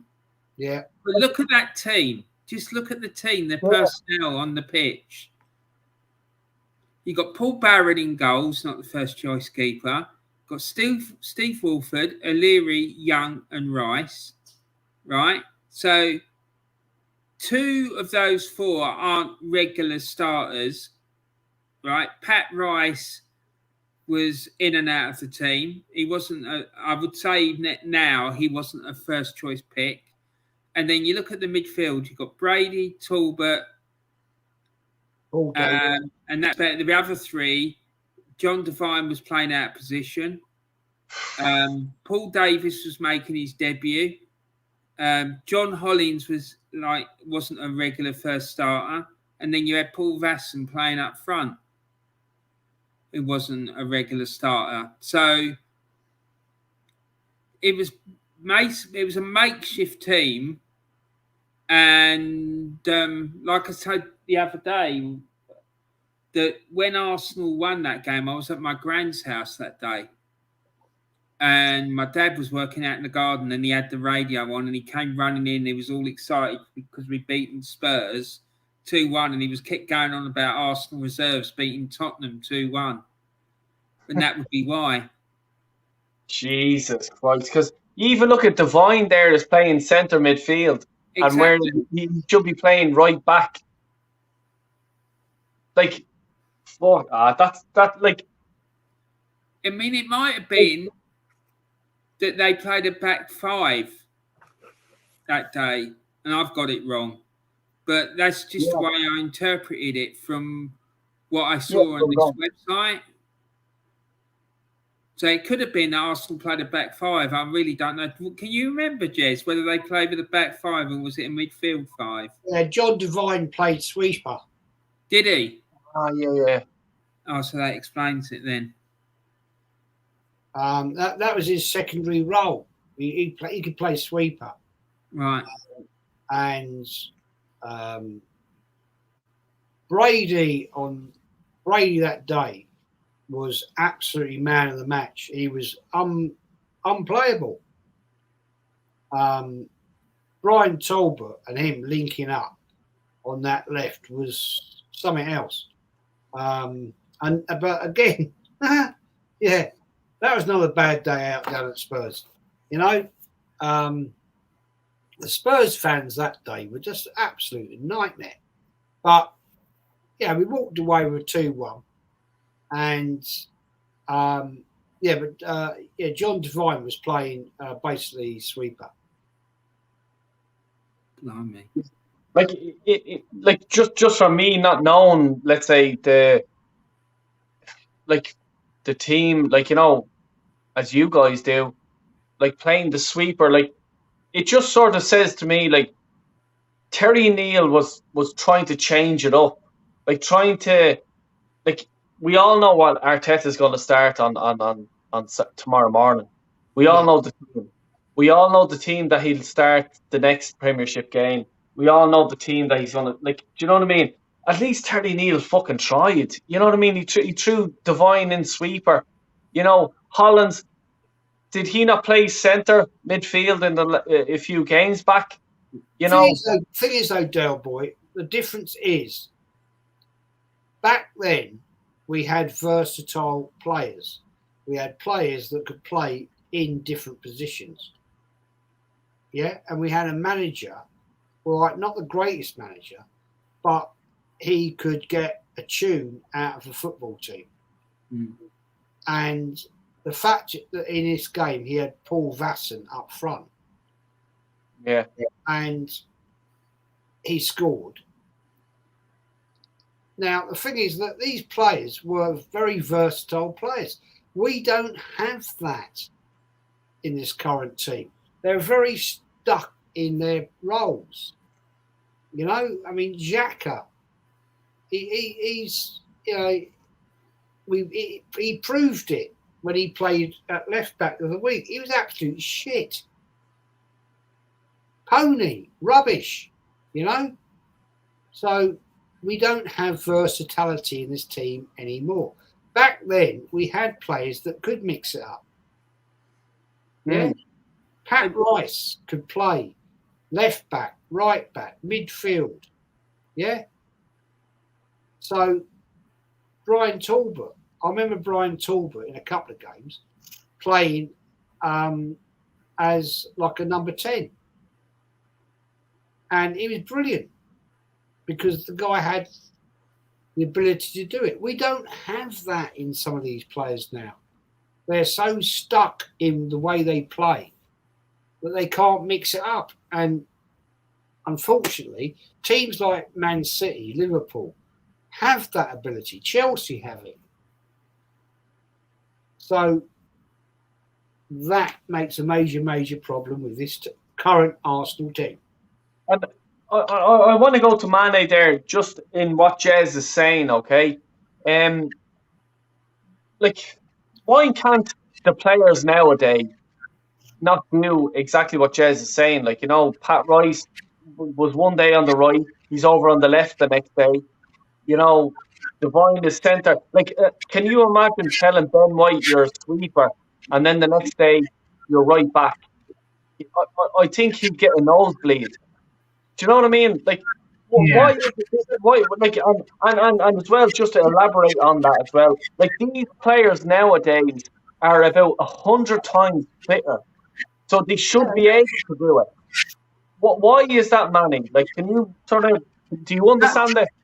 Yeah, I get what you're asking, Del, but here's the thing. I mean, obviously we've seen situations where Granit Xhaka has been played at left back, Bukayo Saka has been brought into the left back position, and of course, none of us will ever forget his attempt at being too clever with the ridiculous false 9, trying to bring Nicolas Pepe in for that Europa League semi-final, which cost us badly.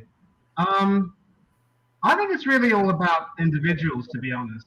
You know, some individuals make it crystal clear that, you know, they don't want to play in any other position other than the position in which they feel comfortable. But some people, will be willing to, they're willing to compromise and just go along with it for the sake of the team if the coach sees fit. But my issue is that there has to be a little bit more of a method to the coach's ideas in a way, and as long as the players are willing to buy into what the coach believes in, then I don't see the issue. I mean, at Leeds United, for instance, where John Lukic went after leaving Arsenal, Gary Speed was more of a midfielder, but then he was shifted back to play left back on more than a few occasions. So, it's really all about individual players. I mean, some people are willing to take one for the team, others aren't. I don't see too many players who would necessarily feel comfortable being shifted, but if the situation demands that they have to be shifted, I don't think they're going to, make too much of a fuss about it. Some people might, and if they do, then it just goes to show they don't really have they're not team players. It's as simple as that. No, yeah, 100% agree with that. Like, I suppose Fergie was able to get a tune out of all his players because I remember watching a game, and I'm sure all of you guys will remember the exact same thing. It was when John O'Shea had to stand in goal because the keeper got sent off and stuff like that, and they had no substitute keeper. And he actually, he I think he was in goal for the whole of the second half or something like that, and not one goal went in. And the reason why Alex Ferguson put him in goal is because he played Gaelic football. And he was used to be able to catch the ball and that use your head. And he took one for the team. We'll go on to the next clips there. And let me just get back into that. That was sort of forced because it was forced because as you said, the keeper was sent off and there were no replacements. I think what your question was alluding to was whether or not some players who are established in one position would be willing to, be shifted around and play in another position as part of the coach's game plan. I mean, as I said, it's all down to the individual. Yeah, but John O'Shea would have been able to do that, and he definitely would be, as I said, because of Gaelic games, you use your hands to catch the ball and stuff like that. So I think that's why Fergie did put him in that position. But and fair play to John O'Shea. And it's one thing that I always was jealous of Man United of doing at the time. Like, he can get average players to do a job. Like your Nicky Butt. Would Nicky Butt walk into the Invincibles? Not a fucking chance he would. But he walked into a United team. If Keane was injured or Scholes was injured, Nicky Butt would have been in there. Do you know what I'm trying to say? He was able to tune out of average players. I do. And of course, let's not forget, Nicky Butt started the Champions League final in 1999. All's well that ends well. Yeah, exactly. We'll go on. Yeah, just the last thing to mention about this game. It was a few days, 5 days before the FA Cup semi-final against Liverpool as well. So it might have been as well that Terry Neal had that in the back of his mind as well, and he was trying to juggle the squad around a bit. Oh, yeah. Right. So anyway, sorry, mate, I've got to bail because the wife's got the Chinese here. Oh, so, yeah. No problem at all. Great to meet you. And people, please subscribe to Jez's channel. It's in the description, so just go down and have a look, and please subscribe if you're not already. Thanks a million, Jez, and we'll probably see you next Friday. Delboy, do you want to push this off next week? Because we still got the cups to talk about. We've got the FA Cup, the League Cup, and the Cup Winners' Cup still to go. Yeah. I don't mind. I don't mind at all. We can go on for another few minutes just with Jay. Yeah, thanks, guys. We'll see you later. Take care. Warren, thanks, mate. Well done on your slides. Manny, nice to speak to you. Delboy. Yeah, we'll do another one or two, and then we'll wrap it up. Yeah, I mean, we can finish it off next week if you want, because there's still loads to do. Otherwise, we're going to be here till 1 o'clock in the morning. Yeah, no problem. Yeah, no, we'll do one or two more, and then we'll wrap it up. We'll probably finish the league, I think, and then focus on the cups next week, as you said. So, yeah. Yeah, I suppose. Yeah, that's a good idea. Yeah, if you're all right with that, Warren. What's that? Sorry. We'll finish the league off. We'll probably do the cups then. Yeah. Another time. So There we are. Spurs 1, Arsenal 2. In White Hart Lane. Sunderland, and I noticed there that he wasn't playing in that game. Would that have been a time where he was trying to save him? Or do you try to save them? I reckon it was. I reckon they're looking. It was 5 days later. They played in the cups. They had the cup semi-final against Liverpool. So he might have been trying to hold them back for that game. Yeah, that's what I'm thinking, because that month, as you said, we had just the most ridiculous fixture schedule. It was just crazy. Yeah. And then we're going into the league. Come on, Darren. Darren, if you want to check your DMs on Instagram, if you wanted to join it. But yeah, so there we are. Liverpool are just still rocking away. But like between them and United, it's only 2 points. Ipswich Town are gone ahead of us, and then we're in the mud with 52, so we're 8 points off Liverpool. You know, could you imagine today's fans? We'd be gassing up Terry Neal, give him a statue now. Would you agree with that, Mane? Or is that the fan base that we're fourth is a fucking trophy? Like what? I personally think that Terry Neal would be, the second coming of Christ here to some of these Arsenal fans. It could be, yes, especially given how consistent Terry Neal was in his managerial reign compared to Arteta. That would be quite good because I think we can both agree O'Neill was consistent. I think it was really only in the 83-84 season when things, went pear-shaped that they decided to, the board decided to get rid of him. But his teams actually were consistently good and could produce some good results. But a few bad games here and there, and it just, scuppered everything. But he certainly wouldn't be given a statue by the board. But today's fans, I think it's all about timing and circumstance. Maybe they would hail Terry Neal. Yeah. But most of them wouldn't even know who he is right now, really. Yeah, I know. Unfortunately not,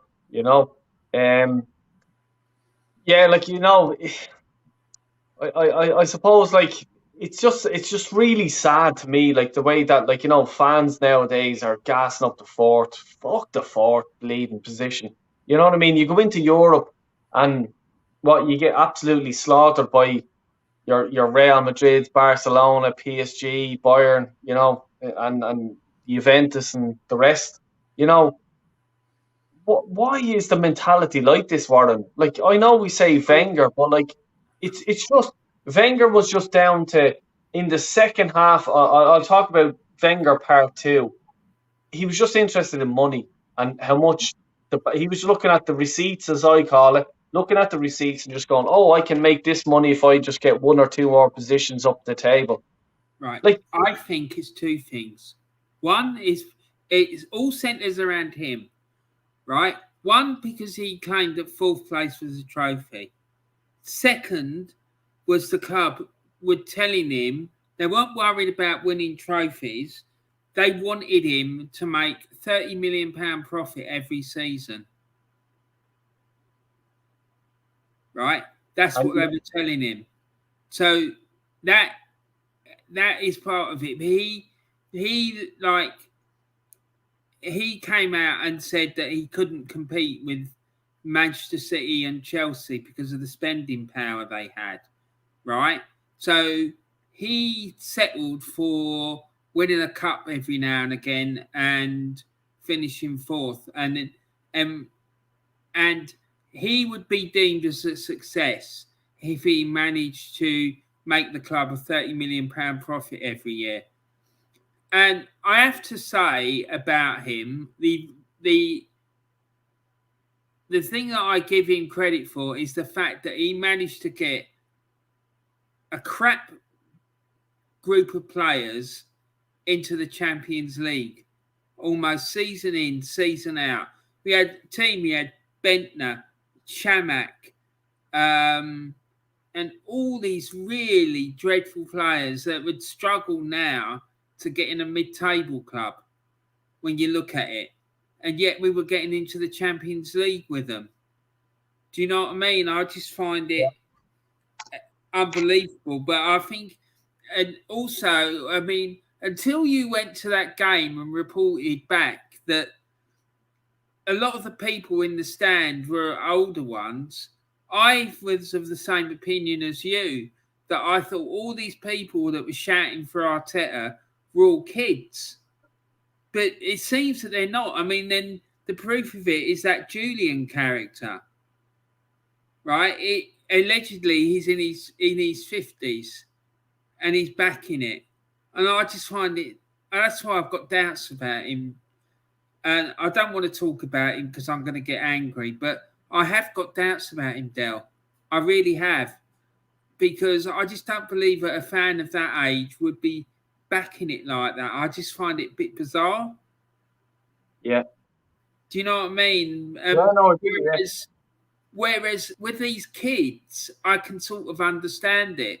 Because like I said to you earlier, I sort of recognise that sort of carry on from what I was like at that age.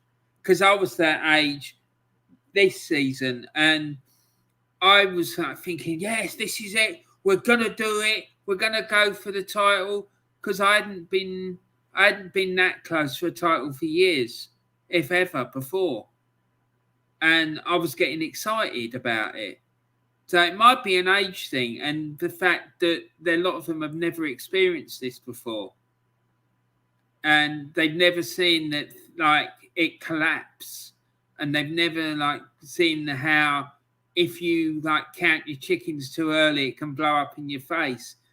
Maybe in the long term, what's happening this season might be a good thing because it will make them think, well, I did that 2 years ago and look what happened. Well, what I have to say to you there is I was the exact same as you when I was a kid. It's win. That's what you have to do is win. But the younger generation seems to be. Oh, well, we're top 4. That's great. It's not fucking great. No, it isn't. And that's what I don't understand about it. Because when I was that age during this season, I was getting excited, but I was getting excited because I thought I was going to see us win the title, not because I was expecting us to finish 3rd or 4th like we eventually did. That wasn't acceptable for me. I wanted to see us win the title, right? But this season was the closest we ever got to it, as I can remember, up until this point. Do you know what I mean? And I was getting excited, but I don't understand why why these people are accepting finishing 4th. That 4th, it's great, it's brilliant, rah rah rah. No. And, you only have to look at someone like Gracie May. Bless her, she's 16 years old, right? And she wants to win the title. Do you know what I mean? I mean, I was 16 in 83, and that's what I wanted as well. But there are kids out there who are her age and younger who... all they want is for the club to finish in the top 4. They're not bothered about winning the title. And I've said this to you before, and I'm going to say it and once again, right? I know there are people out there who think more of Mikel Arteta than they do the club. Yeah. And that is a major, major red light to me.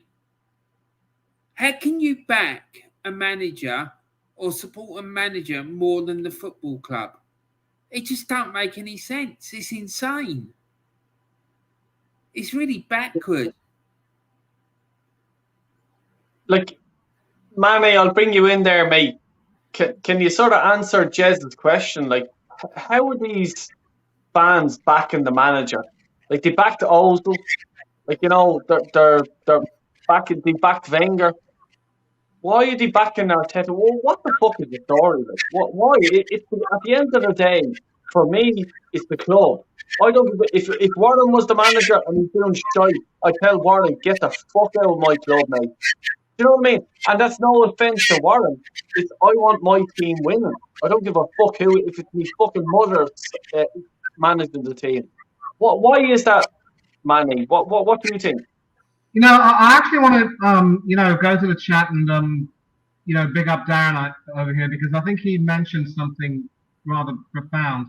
I think, he says it. The older lot, Warren, he was talking to you, sir, are people that have this blind loyalty about supporting your team no matter what.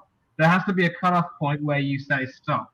And, sometimes, maybe in some cases, the club would also have to, stand up and be counted and say, you know what, there comes a point where we can't tolerate it any longer. Which is why the hypocrisy of the club angers me.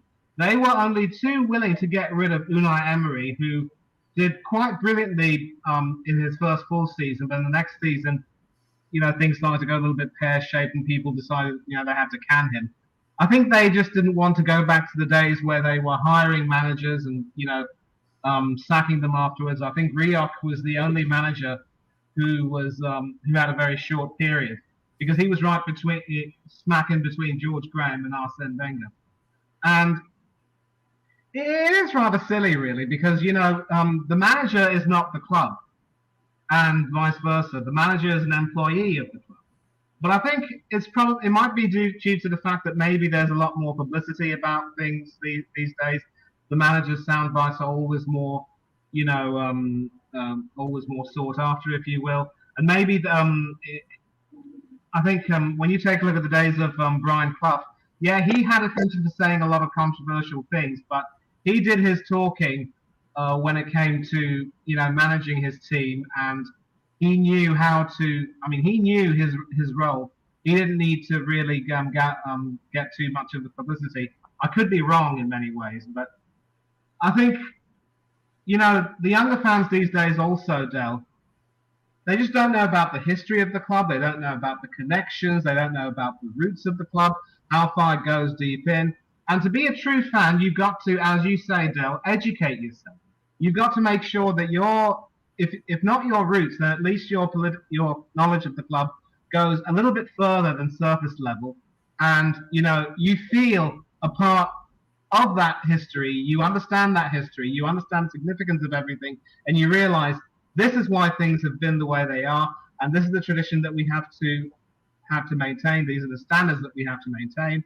And that's pretty much it. Today's generation of fans, they just don't want to educate themselves. It's a fast food generation, I think. Well, come here, Manny. I agree with you there. But as I said, when I went to the fucking Brighton game, and I apologise to younger fans like the likes of Gracie May and Big Josh and stuff like that. Like I thought their generation didn't look at, let's say, the Graham era, the Terry Neal era, and stuff like that. And some people now, even BM and me, just going, I'm a 16-year-old fan, and I know Terry Neal and Liam Brady and David O'Leary and stuff like that. And I say, well, geez, that's great, fair play to you. But there's some older fans, and I fucking have to call them out, and I'm going to call them out. I cannot understand how they're settling for this fucking mediocre shite. You know what I mean? And it is that shit. And as I said earlier on Warren's channel, Static put up a great fucking comment. He says, out of 4 games, we got 3 points. We should have got 12. I remember that. Agreed. 100% right. Seriously. And as I said, when I was in the Emirates, and I'm only going for my experience, and people just say he's banging on about it again, and I fucking will bang on about it again, because the people, the fans that were around me, and I'm running them up, we're losing. We're fucking losing, and we're losing to fucking Brighton at home. Relax, you. I won't fucking relax. No, I won't relax, because this is fucking dog shit, what I'm fucking looking at. The tactics were useless. They were fucking useless. And I'm looking at it, and you can see, I'm sitting up high, and I can see the whole layout of the team. It was fucking shit. It's driving me nuts, right? I'm thinking, when I'm hearing you talking like that, it's driving me insane, because I'm sitting here and I'm thinking, what would go on at my other club, right, if this carry-on was happening? Can you imagine being in Parkhead and there was a group of fellas saying, oh, yeah, if we're only second behind Rangers, we're only 20-odd points behind them, that's all right. Can you imagine what would happen to the fellas shouting that out as they shouted that out? So seriously, or any other club, can you think of one club where this happens? Well, that's the problem, Warren. I think Julian falls into that category of older fans, because the club backs the manager. Those older fans back the club, and until the club makes it crystal clear that standards have to improve, some of those fans are just like the sheep they are, won't even bat an eyelid. It's going to take a lot more of these, these more enlightened fans, old and young, who will slap people awake and say, this is completely unacceptable. I think Gracie May mentioned it. There are some young fans who are willing to educate themselves about the history and know about the history, but sadly, the more ignorant ones are the majority these days. See, I can't. What I don't understand is why Arsenal? Why is it happening at our club? Why isn't it happen anywhere else? Right? I just don't get it. I don't understand why this is happening here. We've got Everton, right, who are fighting against relegation, and their fans in November time, and the game in the run up to the game where they played us at home, their fans were going absolutely mental, and they were all united against the owners, saying this is not acceptable. We want Roshini or whatever that fella's name is who owns it out, their banners up and everything. And there's a guy, James Donner, bless him. He is a massive Everton fan, and he's been in my chat week after week after week saying, I'm sick of it. I'm resigned to the fact we're going down. It's getting really toxic at the games. But it's not toxic because they're fighting with each other. It's toxic because they're having a go at the owners. And I just don't understand why it is that Arsenal have been infested with this loser mentality. Yet, if it was happening at any other club, they just wouldn't be accepted. It wouldn't. No, not at all. Not at all. But I think people talk about the baby steps. They see anything better than 8th in succession as progress. If they can get back into Europe, hallelujah. Maybe they just want to talk about the process and taking things one at a time. That really has to stop. And I think if this team is somehow good enough to win the FA Cup in 2020, they have to try to aim for more silverware. It's as simple as that. See, I'm beginning to think whether that FA Cup win was one of the worst things that ever happened to this club. Jez, was it a fluke? Good reason. Like the stick that I've been getting online, let's say since we won the Chelsea game. Your rants and all this is in the bin and shite like that. That's grand, yeah. It is in the bin. I 100% agree with you. But as Static said, I keep going back to this. Is the third time I mentioned it. 4 games. Now, I wouldn't mind if you were playing Man City, Liverpool, Chelsea, United, Spurs, whatever. Just so we can recap on it. It was Brighton, Southampton, Palace, Chelsea. We got one good win. That's grand. We're at Arsenal. We should be in the top 6 team. We were talking during the week. That was our first top 6 team to win the whole season. What the fuck, seriously, yeah. People need to fucking wake up, because top 4 is fucking. Sorry, Warren. I just want to go off on one here. Top 4 is nothing. It's absolutely fucking nothing. You win no trophy. There's no fucking medal. No one gets any medal. No one gets any bragging rights to go, we're top 4. The only people that get top 4 and bragging rights is the club. The Crown case. They get fucking cash.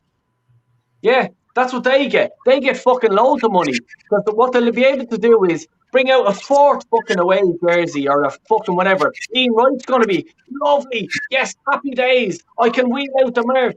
Keown is the exact same. Ray Parlour can go on to Park's Jobs and fucking, they're great. Trust the process. Ask me fucking bollocks. And all the people that were fucking DMing me going, you're in the mud, you're in the bog, yeah. Do you know where I am? I'm not in the fucking anything. Because you know what? I want to win the league. I don't want to be in top 4. Top 4 to me is fucking absolutely bullshit. And I'm fucking sick of it. And the reason why I took a day off yesterday and didn't post anything was because it's like the mentality of these fucking idiots that think, oh, we got Chelsea. Oh, yes, we're in the mud. They'll be on to me again tomorrow if we beat United. I don't give a fuck. We're not winning the league this year. That's my problem. That's my problem. And I'm sorry for going around there and upsetting people, but that's the way I am. No, you're absolutely spot on, mate. And fair play to you for saying all that. I agree with you. Like, you know, I really don't care. Every day when I switch on my phone, I have all these notifications about people tweets that they put in Twitter, right? Honestly, and I've tweeted you in some of them, Del Boy, the replies that I've given to these people, because I cannot. I know it's really bad, but I cannot stop myself from biting back because the bullshit that I've seen people writing is just off the scale. Like, I remember I said to someone the other day, I said, if Arsenal get top 4 from this point, right, it will spark a investigation by the fraud squad, and it will be some other mad comment I made in reply to it. I can't even remember what it was. Do you know what I mean? And it was crazy. But I just cannot stop myself because I just sit there thinking, no, I can't have this going on because it's bonkers. Yeah, it really like it just does me. Like I said it, I think in a video or two ago. Like, am I living in a different planet here? That like fourth is best. Like I said it the other day on one of my streams. Like, I manage my son's team, and what I do is every day I line them up. We do stretches and get everything going and stuff like that, right? And one, like I'm organising a tournament at the minute for them to play in, and I says the winner gets a trophy. The winner gets a trophy, right? And one of the kids go, "What if we come last? Do we get a medal?"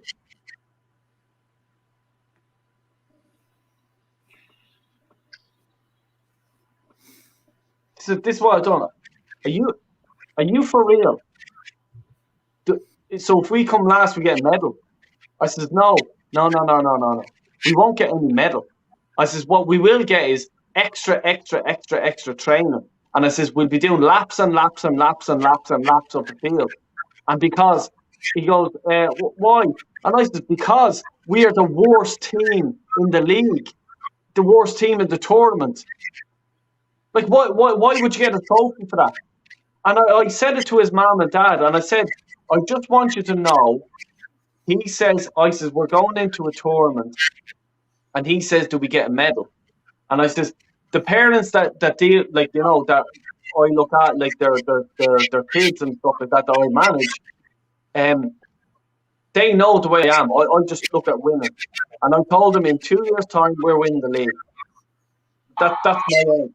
My aim is to win the league in 2 years' time. So I cannot understand it. And I told every other player that's there, I don't want that mentality with this squad. If you want a little medal for participation medal, yay. You know, when I left my club, when I moved from Roscommon up to Dublin, okay, I was in a final in Roscommon, like a final, the whole final up to win the big trophy or whatever, right? We lost the final, okay? We lost the final. I was in bits because what happened was I broke down crying. I was captain of the team. I broke down crying because we lost the final. I didn't give a shit about, like, you know, I'm leaving my friends and my parish and everything like that. I broke down crying because we lost the final. They had to carry me off the field. I was that bad. I was 12, 13 years of age. I was devastated, right? When I got into the dressing rooms, okay? Now, this is in Roscommon, in Hyde Park in Roscommon. When I got into the dressing rooms, all the clubs, the secretary and all this stuff like that, and all the families and all the parents and stuff like that came into the dressing room, and they knew how passionate, because I was the leader and I was the captain of the club. They all came in and I got a big, huge trophy. And it says, to Derek, thanks for all your leadership through the years that you've been there. Now, I was only 12 years of age, 13. They went out, got me a plaque, a trophy, and gave it to me.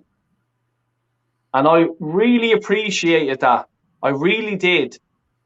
But I put it in my sports bag because it wasn't the trophy that I came home with. It wasn't the trophy that I wanted. And that was my mentality. And my mentality will always be like that to this day. I want to win the cup. I want to be the best team. I want to be, see the screen that's there, Liverpool. I want to be that team that brings home the trophy, that we're looking down on everyone else. But what my club done for me that day was brilliant, but it was nothing to what I wanted. You know, and that's what the fans of this club need to do. You need to be in a winning mentality. Unfortunately, we don't have that, and I can't see us getting out of this hole. Manny, will you back me up or something, or am I fucking mad? No, listen. I mean, I actually remember playing sports at some level and not quite being able to, win. I think the worst part is that some of our parents also drum it into us that, it's not whether you win or lose, it's how you play that counts. And I remember whenever I would, be in a bad mood, my dad would pretty much, read me the riot act and say, son, you can't feel that way. I mean, if you want to win, you've got to make sure you practice harder, train harder, and try and get it next time. But on many occasions, I think sometimes some parents just drum it into their children that, throwing a strop about not winning is not really, a proper habit in terms of character. And sometimes you have to be a little bit, you've got to be a little bit more magnanimous and gracious. But I'm backing you up. Listen, I'm backing you up. And if anything, I really admire your sporting history. You played a sport which in many ways can be considered a hard sport. You know about the culture of winning. You know about the desire to win. I'm backing you up all the way. No questions there. Yeah, I really appreciate that, because if anyone that hasn't watched it, like, just YouTube hurling and just hurling's greatest bits and watch how hard it is to play that. Like, I've two broken knuckles there, and I've two broken knuckles there. Like, my fists are like, they're wonky, and it's down to hurling and stuff like that. And it's that's what it is. It's down to that, and it's a hard hitting sport. And like, you look at players, they get a flick in the eye, and they're falling to the ground and stuff like that. But look, this is the sport I suppose we love today. Warren, look, we'll wrap it up. I really appreciate you coming on, and I want to thank you so much again for, the slides you've done and everything like that. And for people that have not been subscribed to Warren, what the bleeding hell he was doing. Seriously, check out his stuff. I'm only a fucking idiot, as I say.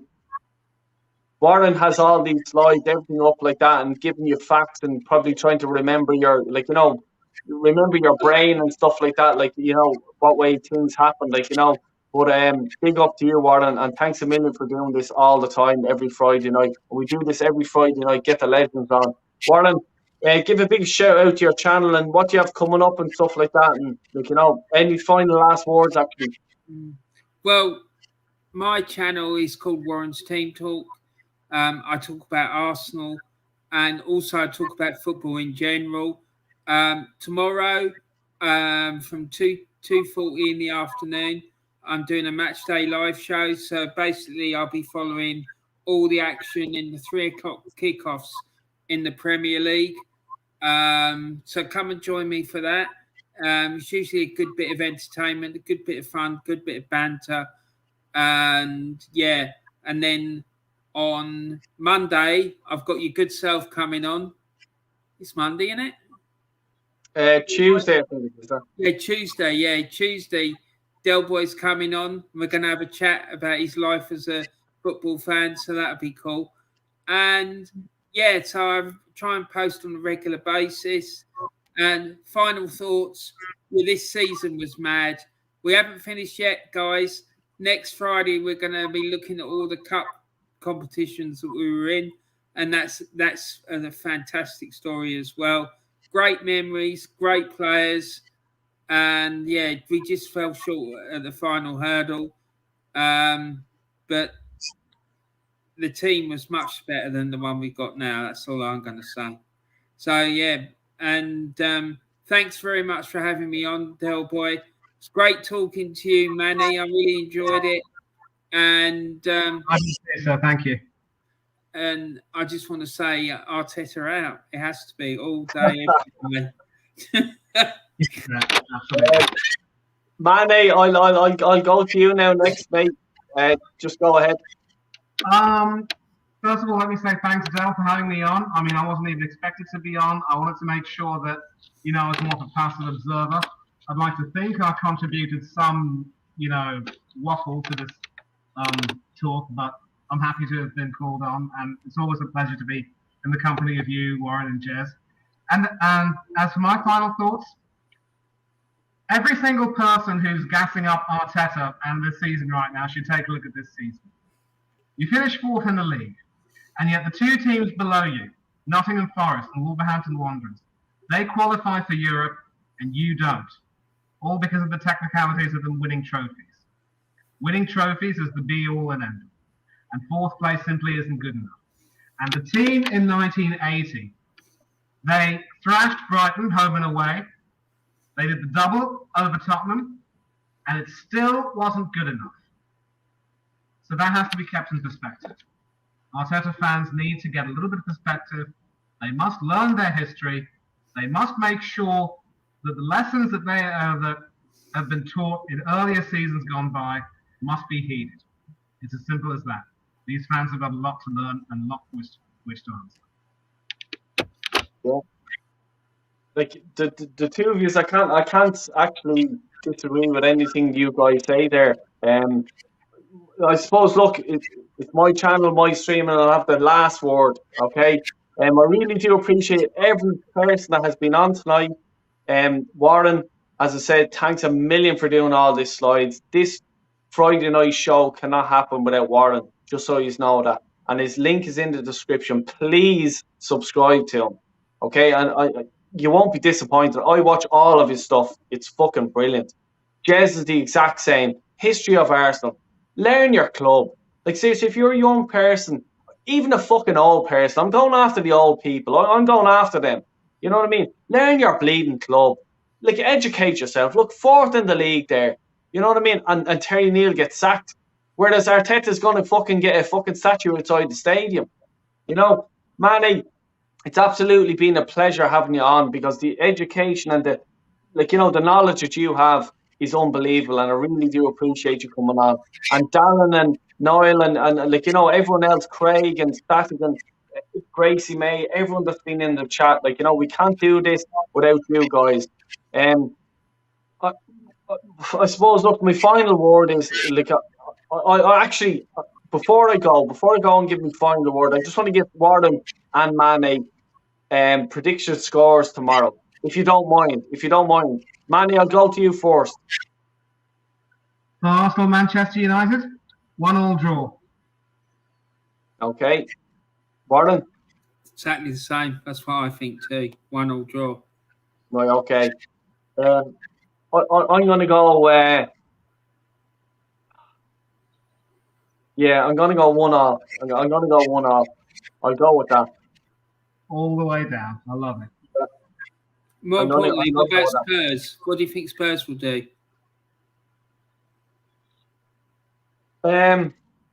People think I'm going to go 3-1 Brentford.